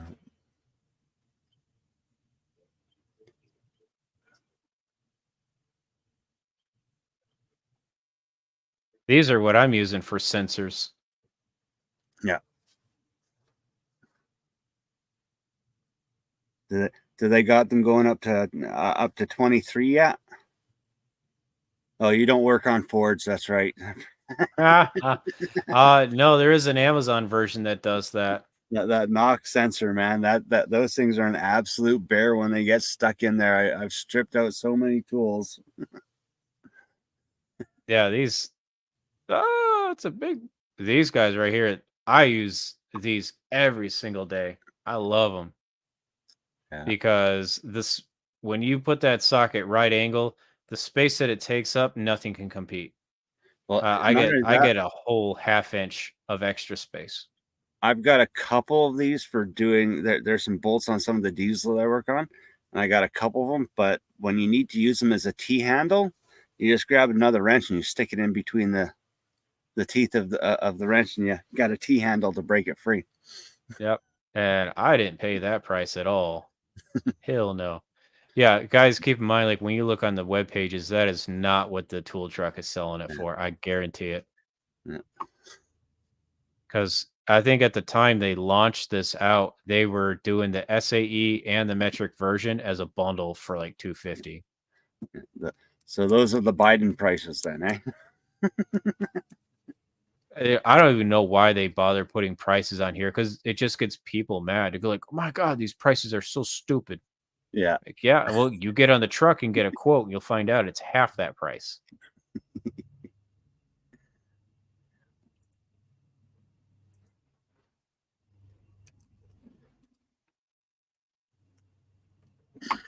And where are the wiggly wrenches?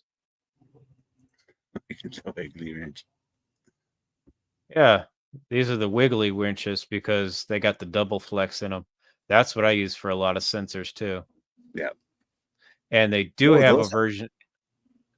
I have never seen those before. Oh Lord, do you know how handy those would be? Yeah, they, Yeah. they sneak right under intake manifolds and get water temp sensors all the time. Jeez, that's that And big. it does go to. Uh, I did. It was in a flyer, and it does go up. Here we are. Here are the other ones.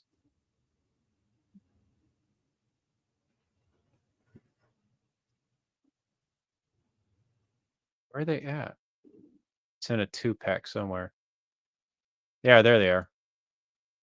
Yeah, so you can get 21 through 21, 22, and 24 and 27. So there's your big sensors. Yeah. Wow, I like that design. I do. But yeah, they ran these two together in a flyer, and it was like 250. Looks like I'm gonna have to make a phone call and try to make friends with a across the border cornhole dealer. That'd be CP. Hit up Chad. You know he'd work that. No, get me a set of those because those definitely those are handy. No.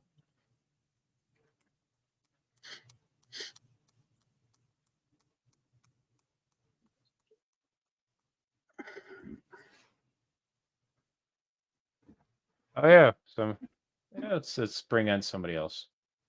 Wife's playing video games. I can entertain this.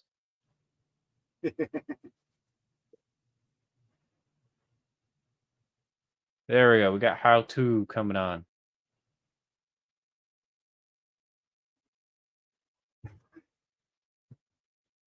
Well, if you want to play a game, as long as it's not that Call of Duty stuff, that's Fluffy's territory, apparently. No, I'm not into that. I like to dabble into like the more chill games.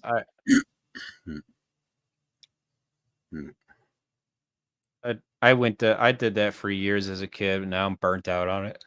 Yeah.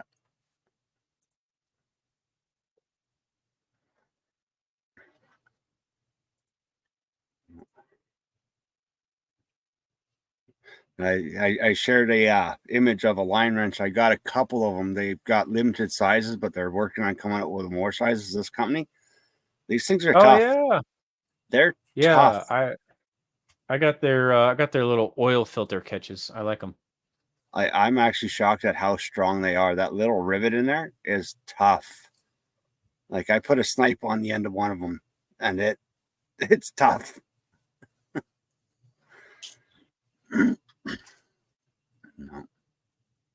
No. Quality stuff, man.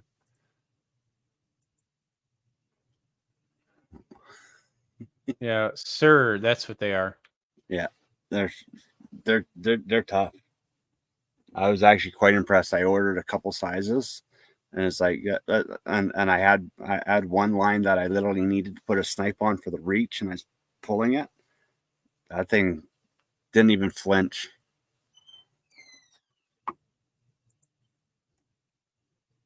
That is a nice, clean design too.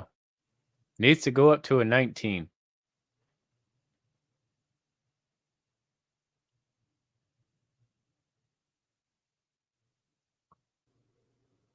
Welcome aboard, sir. What's up, everybody? How Oh, you doing man, we're now, too? Man, we're just burning oil right now. That's what's up. Now we got everyone just making a shot for tools. I know I've been watching. I was like, oh man, I haven't bought any tools, but man, sometimes I look at stuff. I'm like, man, that'd be cool to have. Oh wow! Someone mentioned my name in a video. What's up, Anthony? What's up, Dave? No, I was just trying to get my dog back in the house. She didn't want to come in. They're like my dog, bro. They either I come think back she or wants they to don't. sleep out there. I think she wanted to sleep out there tonight. For the first time in my life, someone actually made a video and mentioned my name, and like literally mentioned my name. Nice. Diligent Dave. He's a woodworker. I actually had to think of something Turner said the other day. It was I had a guy bringing his buddy's car. It was a Dodge Hellcat, and I was trying to get my scanner to hook up to it to the gateway, but it was saying that my scanner wasn't registered. I couldn't remember what the hell Turner said about registering it as a different tool. So Yeah. I just registered it as every tool I could think of, and it finally let me. Yeah. Actually, now if you go on there, your Think Car should be on there, and with the Think Car Pro, you're going to register it as the Think Car. What is it? Their maximum flagship one, and it will register as that. Yeah, I can't remember what it was. I just picked whichever one. Every time it kept saying no. Yep. Finally, I clicked one and it said yeah, and it registered it. And I was like, but at least Think Car's on the list now. Yeah, for sure. Before it wasn't. It wasn't Nope. even on there at all. Done wasn't. Launch only had three on there. Mm-hmm. Like they were really cracking down. Yeah. Like I had even emailed them and told them, what the hell? Like I'm paying for something and I can't even use it. And they're like, oh, we'll just hold on. We're gonna fix it or whatnot. I'm like, all right. I have a 2021 Nissan Rogue at my shop. AC don't work. All right, we have the bullseye leak detection set at our shop. Oh, lucky. I've seen it, but I didn't understand what it did. I toss some pressure at it. I kid you not. You go sit and just get in the car. Open up the door inside the car. That shit's coming out inside the evap core as fast as I'm putting it in. Oh wow! So what is it actually? I really hate dash work, but I almost want this customer to buy it. I want to see why is this hole so big. Dude, seriously, you start putting some pressure into it, you hear it coming out inside that dashboard. You just hear it go inside the car. Wow. What does the bullseye actually do, though? Is it supposed to like show like a color? I've read up on it. I've never seen it in action or nothing. That will show a color. Then you got a leak detector that senses the CO2. It comes with all the connections and everything. We have the master kit that does. God, it does like a bunch of shit. It does cooling systems. It does evap. It does AC. I'm trying to think what else it does. It's like, you know what? I know I'd seen an independent shop. I think it was like a Brakes Plus, and they actually had a tank of, I believe it was nitrogen, or something like that. They were like, yeah, this is like the old school way, and that's what they were doing to check for leaks. They fill it up and see if they Well, this is a find- 1, 2, 3, 4 YF system. So I mean, of course, you don't want to like try to shoot it with freaking yeah. 1, 2, 3, 4 YF and lose 15 or 16, 18 ounces, whatever ounces you lose. That's expensive shit. Oh yeah, for sure.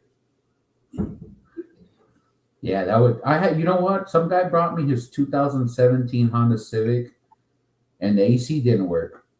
The problem is that some shop apparently replaced the compressor, replaced the condenser for no apparent reason, but the AC didn't work. The clutch wouldn't engage, and then he left the car without Freon, and I'm like, oh man, like where do I start? I was like, well, look, man, we got to fill it with Freon. We got to see, is there a leak? Is it, what is pressure? What's it doing? I filled it with, I think it only holds like 15 ounces of YF. So I vacuumed the system down. I added 8 ounces and nothing. Compressor never kicked on. I was like, I'm not going to add any more. I don't even think it would take anymore because the compressor wouldn't run. So I checked with the scanner. It's crazy on the Hondas. It'll actually run through the climate control, and it'll show you if there's an error. And it had no errors, no nothing. It's Honda compressors are notorious for failure. Yeah, Producing well, no pressure whatsoever. Well, I wanted to try and check the resistance of the coil because I had Protoman so I could see the specs, but it's just in such a bad spot. There was just no way I could get to it without removing it or having the correct stuff. Honda compressors are notorious for failure. Yeah, I've replaced a couple on like a 19. Bullseye leak detection. The bullseye leak detection kit is awesome. It's way overpriced, in my personal opinion. But Yeah. it is an awesome setup. Let me show you a really cool website I discovered. Have you guys ever tried to find the fuse for something and you can't find it in service data? Go to this website, startmycar.com. Let's pull up a Ford. How about a Fusion? We got some ads. It's okay. Yeah, I shared that months ago. They're really getting good at it, and help them out. Email, send them stuff. If they don't have it and you have it, send it to them. Help them build their inventory because they'll make these diagrams out of it. Fuse box diagram. Look at that. Yeah, that's interactive. Nice. If you scroll down on the number down below, it will bring it up to the picture too. I don't like that. That would have been. That makes that too easy for my customers. Yes, but I've already emailed them. I said it's like if you made this a $50 phone app, I would buy it. If you have any of the fuse boxes in your database that they don't have, send them that information and they will make it. I've been sending them Ford and GM stuff left, right, and center to help them make this. That's probably why I keep getting fucking wrong information. That would have been information. That would have been helpful on the damn Honda I was working on. Isaac, close the door. Awesome, you shared that. No, it's a wicked site, man. Awesome share. Hondas, their compressors fail all the time, and so does the relay. Well, I couldn't find the damn relay, and I popped the fuse thing over, and even that thing was like a little. It just didn't make sense the way they stacked them, and like I had to figure out where it was because so I pulled one that I thought was the horn relay, and sure enough, I'm like, okay, now I'm on the right path. Then, they got owner's manuals. It didn't show a relay. The relays ain't even listed on the box. I found finding it on a form. What year was it? A 17. It's variable. That's a variable displacement compressor. There's a 17 Civic. Yeah, it kind of looks something like that. But when I popped the cover, it didn't even show me where the AC relay was. I ended up finding it on like a Honda form. Somebody was asking. But I felt the clutch on it, and it felt like shit. And I was like, man, I don't know what a new one feels like. I was like, I don't know, man. If somebody put a compressor on it and it still didn't work, it's hard to say. You know, I know a guy. He just recently he had like a 19 Toyota Tundra. Compressor worked fine. Everything worked. The only thing was the compressor was making noise. So the guy wanted to put a new one. He put an aftermarket one on, and he had somebody else do the work. So the guy put the new compressor on, sent it to me to recharge it. When I went to recharge it, it only took half the charge, and then the compressor it would stop and it throws a fault code. I forgot what the fault code was for. So you turn the AC on and the compressor would kick on and the clutch would engage, but after about 5 seconds, it shut itself off and throw a fault code. And I was like, well, if it worked prior, bro, you're gonna probably have to put an OEM compressor in it.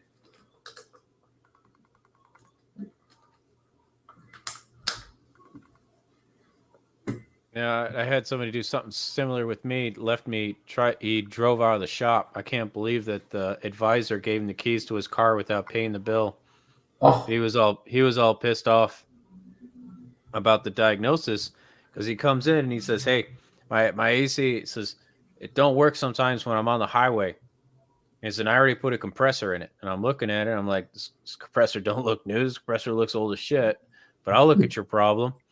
And what was happening was, I had an amp clamp on the compressor wire, and you could see that compressor try and pull down the circuit and engage, and it would just keep like disengaging, and then it would finally lock up and hold. And I was like, oh, I'll give this compressor the benefit of the doubt. Maybe it's just got a blown out relay. Put a known good relay in there that I have in my toolbox because I don't like doing the swapping of the relays from the fan. I'm like, I'm not going to put a 10-year-old relay into there and see if it works. I got a brand new known good one. Did the same thing. Then I used the AES Wave relay bypass box. Same thing. I'm like, dude, this thing's just got a whacked out clutch. yeah. And he didn't like that answer whatsoever. And he says, well, I'm not buying $1,000 compressor from you. So I just go down the street. I says, I got Billy Bob to do it for $200. I'm like, you're just gonna end up with another shitty one, dude. Yeah, take it back. He's like, well, you didn't do any work, so I'm not gonna pay you. The fuck, I did do work. Hell no. I just say good luck to you and Billy Bob. And but on those variable, like on that Honda, that compressor, you can't just apply power to your clutch, right, for it to engage. I don't even know if there's not even a clutch on that, is there? Not the variable speed, no. No, there's not even a clutch. No, they got an oil. They got a solenoid in them. Okay, yeah, I was looking at the It's gonna diagram. look like it's spinning all the time. Yeah, because I saw that I saw where it sends power to the I think to the coil, but then there's something else that obviously the variable that's ran through the PCM or whatnot. Oh, look at that. Oh, that's pretty cool. That's kind of like what is that like? That's kind of like that Milwaukee, right? The ratchet. That's going up to a 24. Oh, yeah. Well, see, every one of these sockets has a hex key on it on the outside, so it's they give you this long 3/8 18-inch Longo pass through, so you get these super shallow fits. I guarantee Astro is not warranting this ratchet at all. I wonder how much force it would take to break the ratchet in there. I guarantee someone's already broke it on day one trying to break a bolt. Oh man. But I heard Astro's warranty can be hit and miss. If you know what though, if that ratchet is as strong as like say a platinum flex head ratchet, it'd be a good tool. For $100, it'd be good. yeah, because the guy that runs the Jersey discount site, he always says, he said, if you have any problems with warranty, just ship the tool back to him. And he's like, I'll give you another one. He says, I'll get my fucking warranty. Yeah. Yeah, I remember I think we had talked to him before. Who, Nick? Yeah. Yeah, that's his name, Nick. Yeah, That I was know a while Nick. back. Nick's he's always making little hussy pussy funny YouTube videos. And there was a few people who bought some tools and they were like, "Hey, the vendor didn't want to give me warranty," and he's like, "Send it back to me. Yeah. He's like, I'll drop them from my store if they won't warranty it." No, Nick's a good guy. He's a good guy, but he's like anybody else in the business. He's a salesman. Yeah. Yep.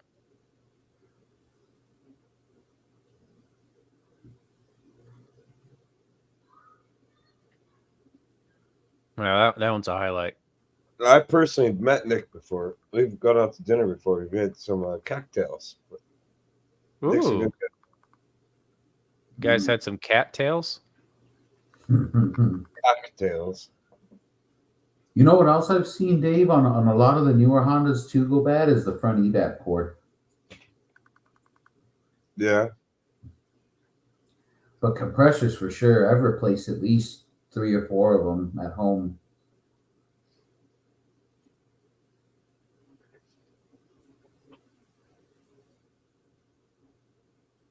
I'm really curious about this Nissan Rogue. It's 21 Nissan Rogue I got. Like, I hate dash work. I'm getting older now. I hate dash work, but I don't ever want to do that. that shit's coming out as fast as you put it in. I want to know what the hell caused it. I want to look at it carefully, dissect it. What caused it? How does EVAP core fail so bad that the shit's coming out so fast? You know what has big problems with EVAP cores right now is the Chevy Equinoxes and all that. The rear EVAP cores leak a lot. What don't they have problems with though? They all the rear AC systems have issues. The lines underneath You know, leak. you know what though? I I was thinking to myself the other day when I was at work. I have never, since I've been working for Chevy, even when I worked at the last 2 dealers, I've never seen any technician replace an engine on, say, a 3.6. I've never seen anyone do it. It's always the same thing. Even with the new ones, their timing covers leak, and you got to drop. Well, actually, the new ones you don't even have to drop the engine, and you don't have to drop anything. You have enough room to do it in the car now. But I've never seen anyone replace an engine.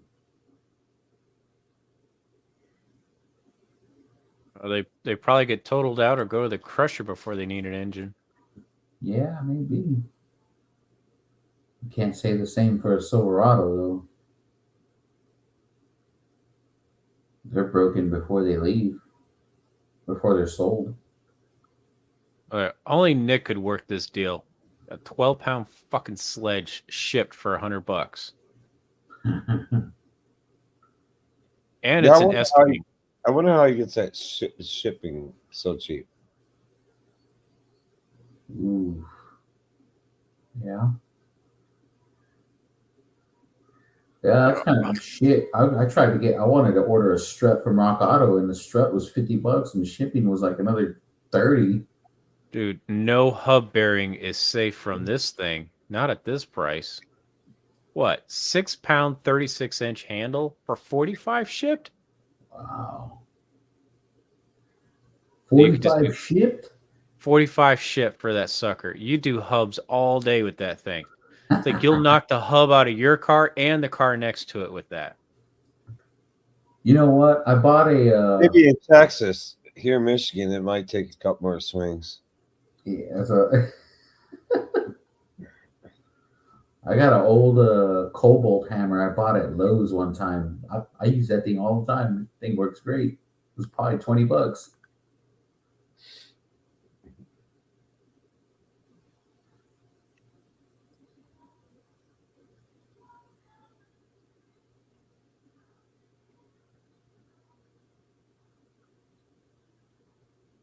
I got like 20 of these things sitting around. You can have them. I've given a bunch of those away.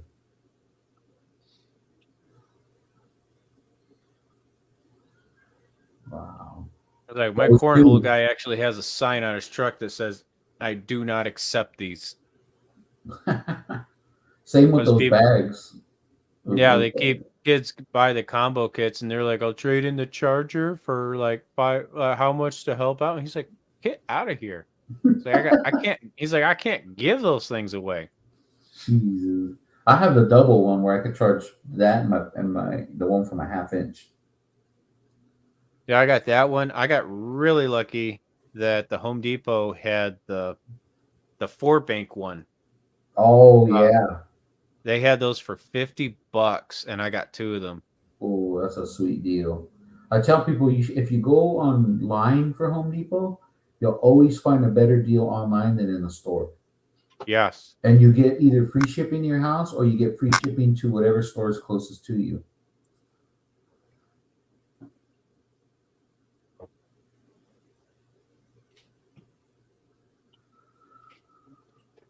Dude, these wrench organizers are dope. Everybody in my shop is getting them now. I saw one. I thought it was cool, but it didn't go up to 24. Like my wrench sets go from one set goes from 7 to 24, and the other one goes from 8 to 24.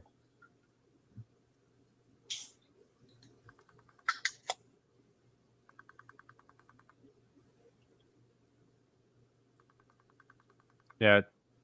Kind of like that Tecton. one. Tecton is the one like that. I got my other one is like There you that. go. You get the 81, Oh. and they'll give you labels up to 39 millimeters. Oh, that's nice right there. So for $65, stores 80 wrenches, and what do you get? You get 12 small modulars, 24 large modulars. Yeah, but Or how much does one thing hold though? Is what I mean. So you would hold one. Oh, this is rated for 80 slots. Yeah, but that's combined, no? You get 80 of these. Okay, yeah. Oh, okay, so I see. Yeah, that's like if okay. So you connect them. Yeah, Oh, they're that's fucking cool. Legos. Oh, I like that. That's pretty cool. Oh shit. Yeah, that's badass right there.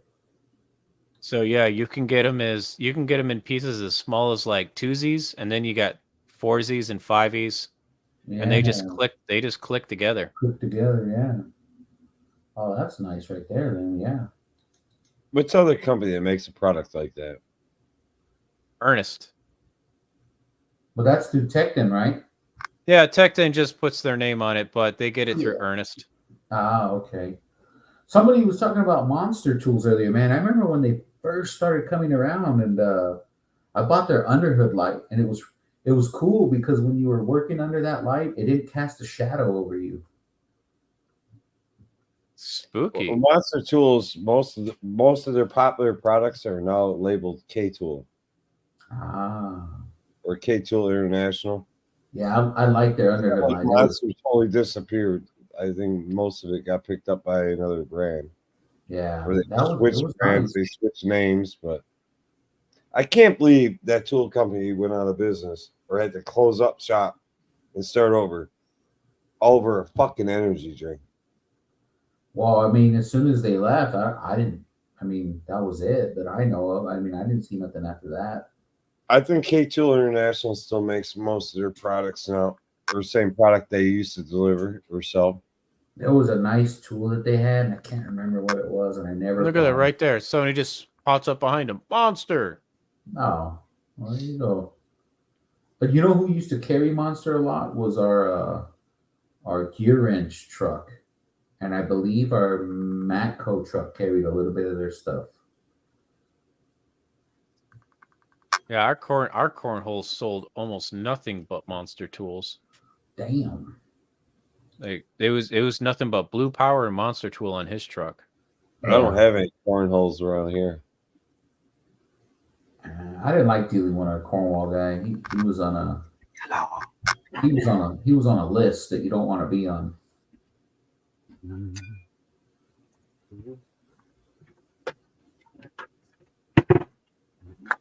K Tools not have a website? That was their website. What a shitty website. What is this? Did they? It's like click on our website. Here, click on our catalog. I don't know if that's the right one. I think they go by K Tool International. Yeah, that is it No, right there. K That's Tool. it. What's that bottom one though? Because that one is it's probably the same website. Oh, yeah, I see a shitty tool. That's them right That's the there. one I'm talking Okay, about. there you go. Click on the one with the shitty tools. Yeah. Some of the shit's easy red. They're all fucking in bed with each other. It's like, what Chinese kid is gonna make this today? The pail pump that always leaks. You know what Do we- we do have at work. It kind of looks like that, but it's like a big drum, and I saw a guy using it the other day to pump fuel out of a fuel tank, and it goes back into the big drum, and then you could pump it back in later. Yeah, we got one of those. I It works sometimes. never seen that before. I'm sitting there pulling full fuel tank. The gas caddy is what they call it. Yeah. We had 3 diesels come in. The guys put fuel in their trucks. Or they put gas in their trucks. Thought it'd be a good idea.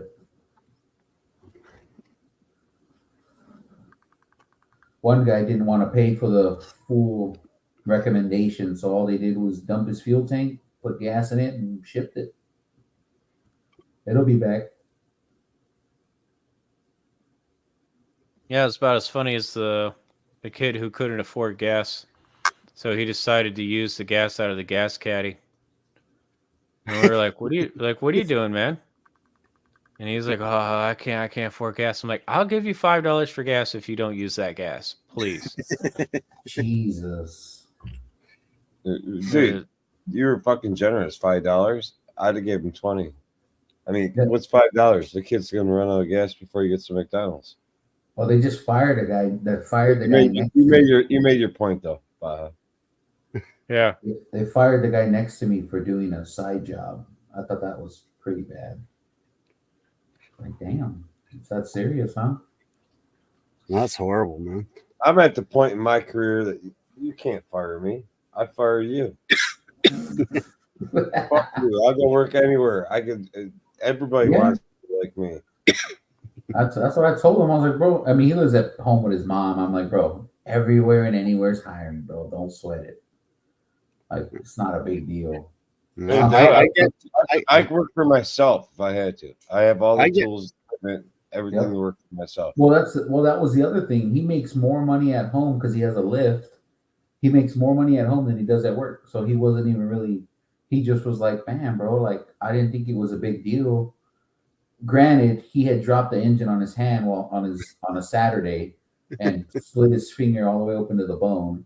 He wasn't supposed to be doing a side job. They caught him, obviously, because he had to go to the hospital. Company didn't pay for it because he went to county, but they told him, hey, don't be doing this no more. And that was like last year, I guess. All he did was bring in a car for somebody that used to work there. He did an oil change. He did 4 tires that he bought from the store, and he did an alignment, and they fired him.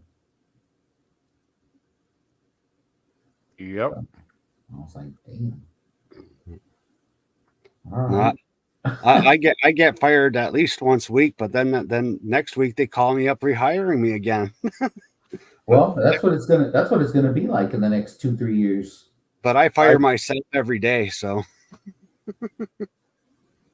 Like, we're already down technicians. Like at the new shop that I'm at now, there's literally so now there's 2 open stalls, and technically there's another 2 open. So there's technically 4 open stalls right now.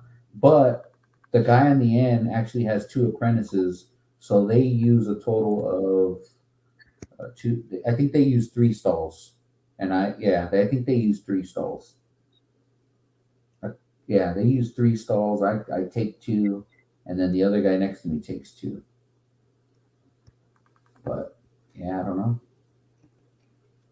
It's like you fired the guy that was trying to learn to do transmissions, and our shop has no transmission guy, not one tranny guy. I don't know how they're getting by with warranty work. Nobody in the shop knows how to pull apart a tranny. Nobody. You can't say that anymore. Nah, you'd be all right. Maybe not on YouTube. Can't say tranny. Somebody, was it You you? have to verbally say transmission. Well, that's even a code word now too. Fuck it all. Who gives a shit? When he was messing with the transmission. Yeah. Yeah, I don't know, man. Sometimes I go to work and I'm like, man, what's happening?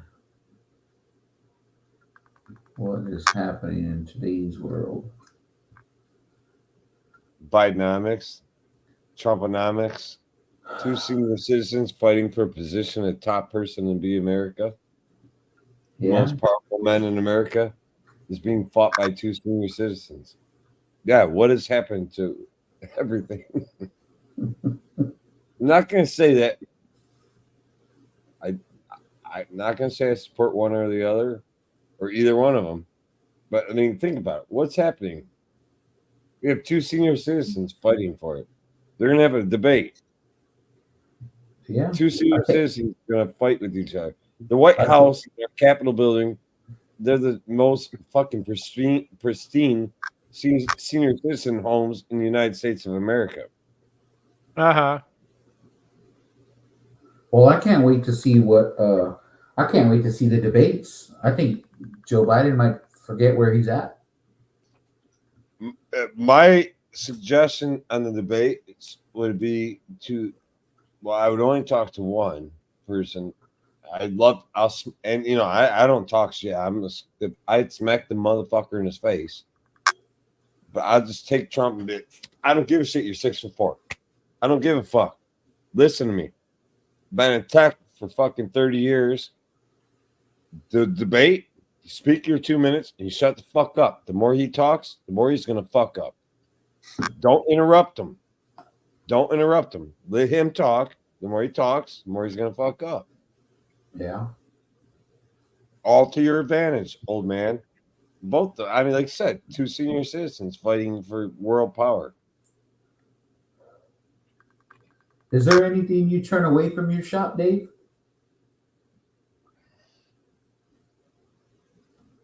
Well, you don't do a whole lot of heavy duty fucking shit like diesels and shit. Yeah, that's hard. Our shop don't even have a diesel guy. Well, it's not Yeah. that it's hard. It's just I'm not equipped. We're not tooled for it. So No, that's what I'm saying. we're Like, gonna explain more about the tools you need for that shit. But mhm. and I don't necessarily turn away every Duramax or Power Stroke or whatever. It depends what's wrong with it. I will say this, being that I started when I started out as doing Duramaxes before the L5P came out. Man, that's all I did. They're not hard to work on. They all have the same problems every time. It's nothing new, but the fact that it's it's heavy. Everything's heavy. I mean, you're doing an upper oil pan. You're removing the tranny. You're removing the flywheel. You're removing the whole.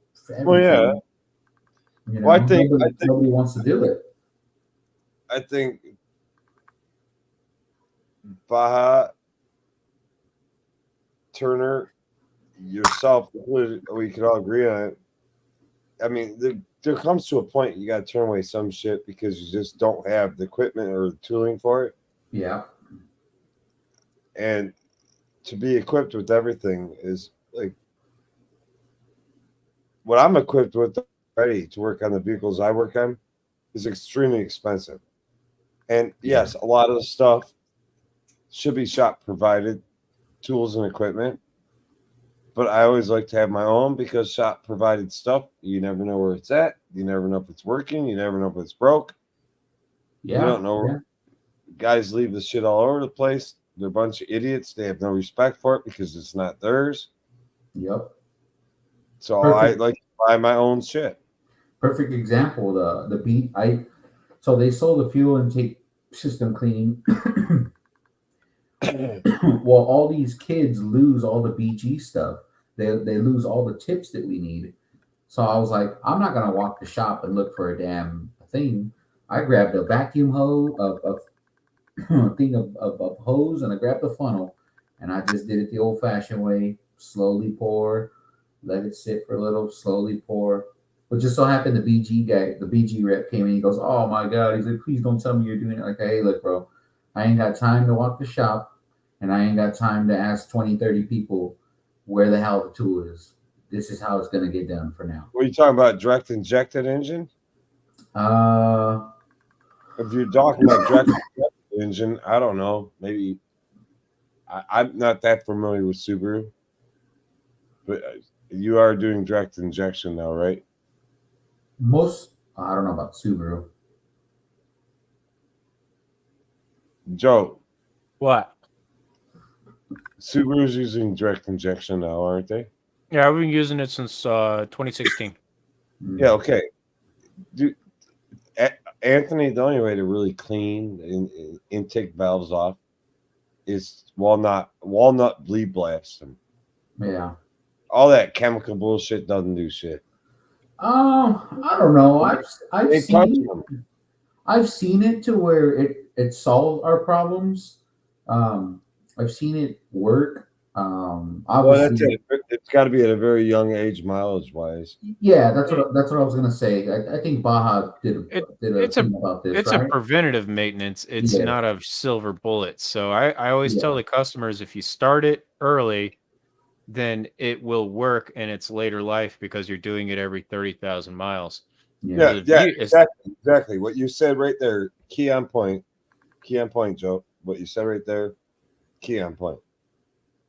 But you can't come in at 90,000 miles, never done it before, and expect it to solve a problem with valves that are just nasty as shit. Yeah. Yeah, to do that, you're gonna have to get the ATS one. Yeah, you're gonna have to stop walnut bleed blast those things, which we And- also have that equipment. And I was telling somebody, I've pulled intakes off of cars that got 15, 20,000 miles and they look horrible. And you're like, what the hell? Like, how does this even happen? But that's what they do. I mean, that's direct injection.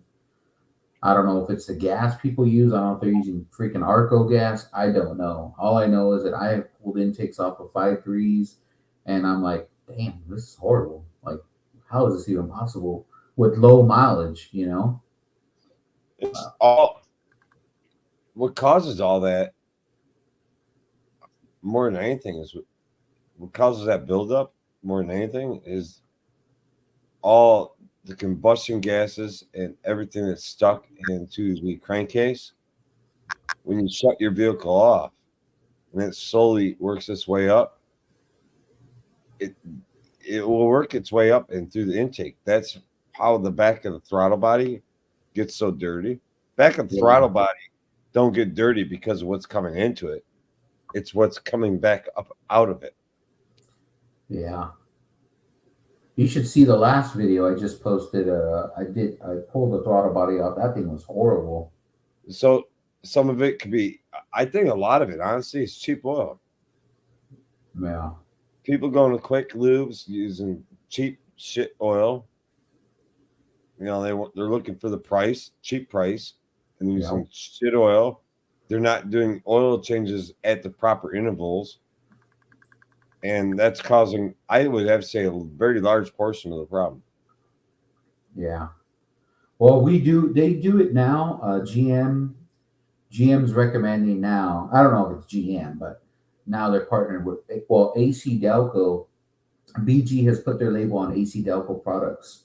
So now what they're doing now is so say you get an oil change, they recommend like a pour in. So technically that's just going into your gas and that's not hitting your valves. But when they do sell the BG service, obviously, you go to the intake or whatnot so that you can hit those valves. But yeah, that's what they're doing now at GM. They're recommending like a pour in every other oil change. Well, I think a lot, like I said, I still think a lot of the issues you see out there are people getting Oil changes At 10,000 miles. 10,000, 12,000, whatever miles, or they're going to a place that's putting cheap ass oil in their car. We had a customer bring a 6.2 Silverado in. The engine was seized, and it only had about 30,000 miles. I have to say that we've been seeing a lot of 6.2 seized with main bearing failure. That's what we thought this one was. Guy pulled the valve cover off. I mean, and it was mud. I mean, I don't think they ever changed their oil in 30,000 miles. There was no other possible way. Well, And good example. Good example. Joe, you work at a Subaru dealer, right? Sometimes. Yeah, I do. How much is an oil change? They take 4.5 quarts or 5 quarts or? Yeah, we're up to like 5.2 now. we're between 4.7 and 5.5 because the engines vary a little bit, but yeah. Okay, how much is an oil change at your dealership? I think the most expensive oil change is like $95. And what's your Is cheapest? Is that regular oil though, or is that is dealer oil. so I know at least with GM they obviously just dealer oil 0.20, 5.30, but then you could pay more and they still use Mobil 1. Mobil 1 is still like the GM. Well, GM is mobile. GM uses mobile products. Yeah. Chrysler is using Pennzoil. Pennzoil. I heard Castro. This was years ago. Castro was actually supposed to take over GM, and I think Mobil just pays a bigger price. Look up who they sign contracts with, and you find out who's making their freaking oil. No, I never thought of that either. I'm gonna ask the guy the next time they drop off oil. General Motors is 0.20 using is Mobil. General Motors is using Mobil. Chrysler's using Pennzoil. Ford is using Kendall / whatever the other company is that's part of Kendall now. Kendall, yeah. That's who Ford's using for their OE oil. I have no idea what Subaru's using. I have no idea what Nissan's using. I think BMW is using Castrol. Yeah. BMW used Castrol for years. Okay, you said $95. My point here is $95. Do you think, as a consumer, you're getting the same quality of service, same quality of oil, same quality of oil filter, if you go to a place that's say $29.95 or $39.95 oil change? Not. Or whatever the hell they're advertising low price oil changes for. No, you're not. It depends. Then if you drive it and you go too long and you actually follow the stupid idiot lights in these cars now, when to change oil, when not to change oil, and you've used cheap shit, you're really hurting yourself with your vehicle. Yeah. I mean, if you're actually going and you're seeing Joe and he does an oil change and your car doesn't tell you to change the oil for 8,000 miles before it says, oh, it's time for an oil change, at least you know where you went for the last oil change, they put quality shit in it. Now, if you put junk in there, you don't know what's going on with your engine internally. I see cars with 150,000 miles on them, pull valve cover off it, it's clean as hell. I see cars with the same engine, 150,000 miles, and I can take a spoon and scoop the fucking pudding out of it. Yeah, but who's to say that's, what they're actually doing? You know what I mean? Like how far they actually do. Okay, let's say this. We take 0.20 for example. 0.20 synthetic oil, no way around it. How many 0.20 oils out there compared to each other to which one's, let's say good or bad? If you're buying from a major manufacturer and you're buying oil from a major manufacturer, you're getting a decent quality oil. The cheapest 0.20 oil I've probably ever seen is like Amazon oil. But if you look at that oil, that's even decent quality. It's almost to It's say you find out, you look at who makes it. And you Amazon find out, doesn't make oil. yeah, exactly. But that's So it probably says right here the Subaru is Idemitsu oil. So you're probably that's the same company I think that makes the oil for Nissan too. Yep. oh yeah. And various other companies. Sometimes I feel like if you dig far enough, you'll find out it all comes from the same barrel. Yep. It all comes from the same Saudi. Mm-hmm. Then everybody says, "Well, let me add this and add that." Here you go. Yeah, it's like the big difference between a Euro oil and I don't know how to say it because they don't say American oil on it. So There you go. regular synthetic blend versus a Euro blend. It's You know the big partnered with. It's a partner of Shell. Well, See? No, they're adding more additives to the Euro oil Oh yeah. to help absorb the breakdown of fuel that occurs in oil with the direct injected engines because in Europe they're asking those manufacturers to extend their oil changes even further than us here in the United States. So they're putting more, I don't know the exact additives, calcium, magnesium, whatever the hell it be. They're adding more shit to it to supposedly keep that oil stable enough to run it a little longer, even though more, with the gas, like the blow by and all that gets the gas, the fuel that gets in the oil, they're trying to extend the life of it. There was a YouTube video the other day. I don't know if it was YouTube or No, it was Instagram. And this guy, I don't know if he's like a Scotty Kilmer, but this guy was telling people that you can go 10,000 miles on an oil change, and people were in the comments were like, "Bro, you're out of your mind! Like, stop telling people this." Like, I don't know. I don't care what I anybody change mine says. every 5,000 miles. I don't care. Yeah, I get it cheap, so yeah. I change. Well, I do mine. I try to do it at 3 religiously, and lucky for me, I haven't had lifter failure. Thank God. And my truck's got 140,000. the only failure I've had at my truck is exhaust manifold bolts broke on it. I got 90,000 on it. On your Silverado? Yeah, What year is it? 18. Really? I've never seen that.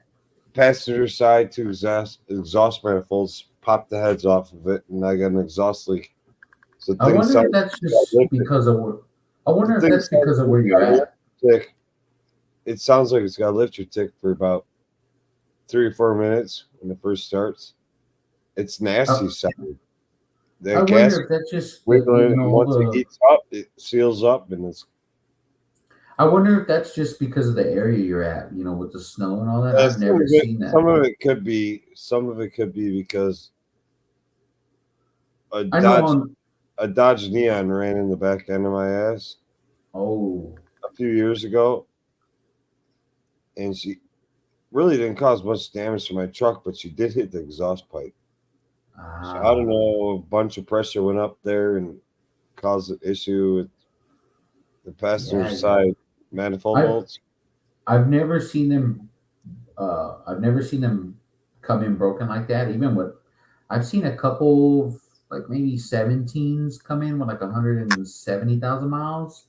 I've never seen any broken, but I do know, like, say the like the style before that, 2007 and all the way up to 13s and all that. Yeah, those are common. Those, matter of fact, my Tahoe's got a broken one. Yeah, that was real common on the old ones. Yeah, I think some of it could have to do with the fact that I got hit by this young little girl. Mm. It was crazy. I was pulling into a gas station, and so was she. And I'm like, how did you run into me? She goes, I think I forgot where the brake was. I'm like, what do you mean forgot where the brake was? Well, that's not That's good. It's like, how do you do that? Yeah, then she called her daddy up and the whole 9 yards. Her dad shows up and all that stuff. Then she admits to me she doesn't have insurance. She hasn't paid her insurance, and her dad wanted to kick her ass. And her dad's like, how much damage do you think that is? I didn't worry about the exhaust. I looked at the bumper. I said, it's probably like $1,200. Can I write you a check? And we don't worry about police or insurance or any of this? I'm like, yeah, sure. And I'll be honest with you, I cashed a check and I'm still driving around with a bumper that's slightly dented. I don't give a shit. You know what? That happened to my brother a while. He ended up rear-ending her, and the lady looked at the car. We looked under it. He's like, "Oh yeah." She's like, "Oh, it's fine. Don't worry about it. It's all good. Don't worry. I'm not gonna call the cops." He's like, "Are you sure? Like, are you sure?" And she's like, "Yeah, nothing's wrong. It's all good." He ended up getting papers in the mail that she was suing him like a year later, like 6 months later. She reported it to her insurance. And since he didn't report it to his, she sued him. She didn't get no money because he ain't got no money. But yeah, she tried. I was like, damn, why didn't you just, okay, well, little fender bender, let's report it. Oh, she swore up and down she wasn't gonna report it. I've been looking for these. God damn, they're sold out. I'm going to say good night to you guys because I got to take care of some grumpy cats, and it was Let's do awesome it, hanging out man. with you, Paul. Thanks for having me here, Dave. And Yeah, And- thanks for sticking it out so long, guys. This was amazing, and thanks to everybody else who's still here. I think it's just been us for the last 30 minutes. oh, Shannon's still here. Shannon will Yeah, never leave. oh, hell yeah! Have a good night, guys. See you Thanks, later. Mr. Stalker. All right, later on.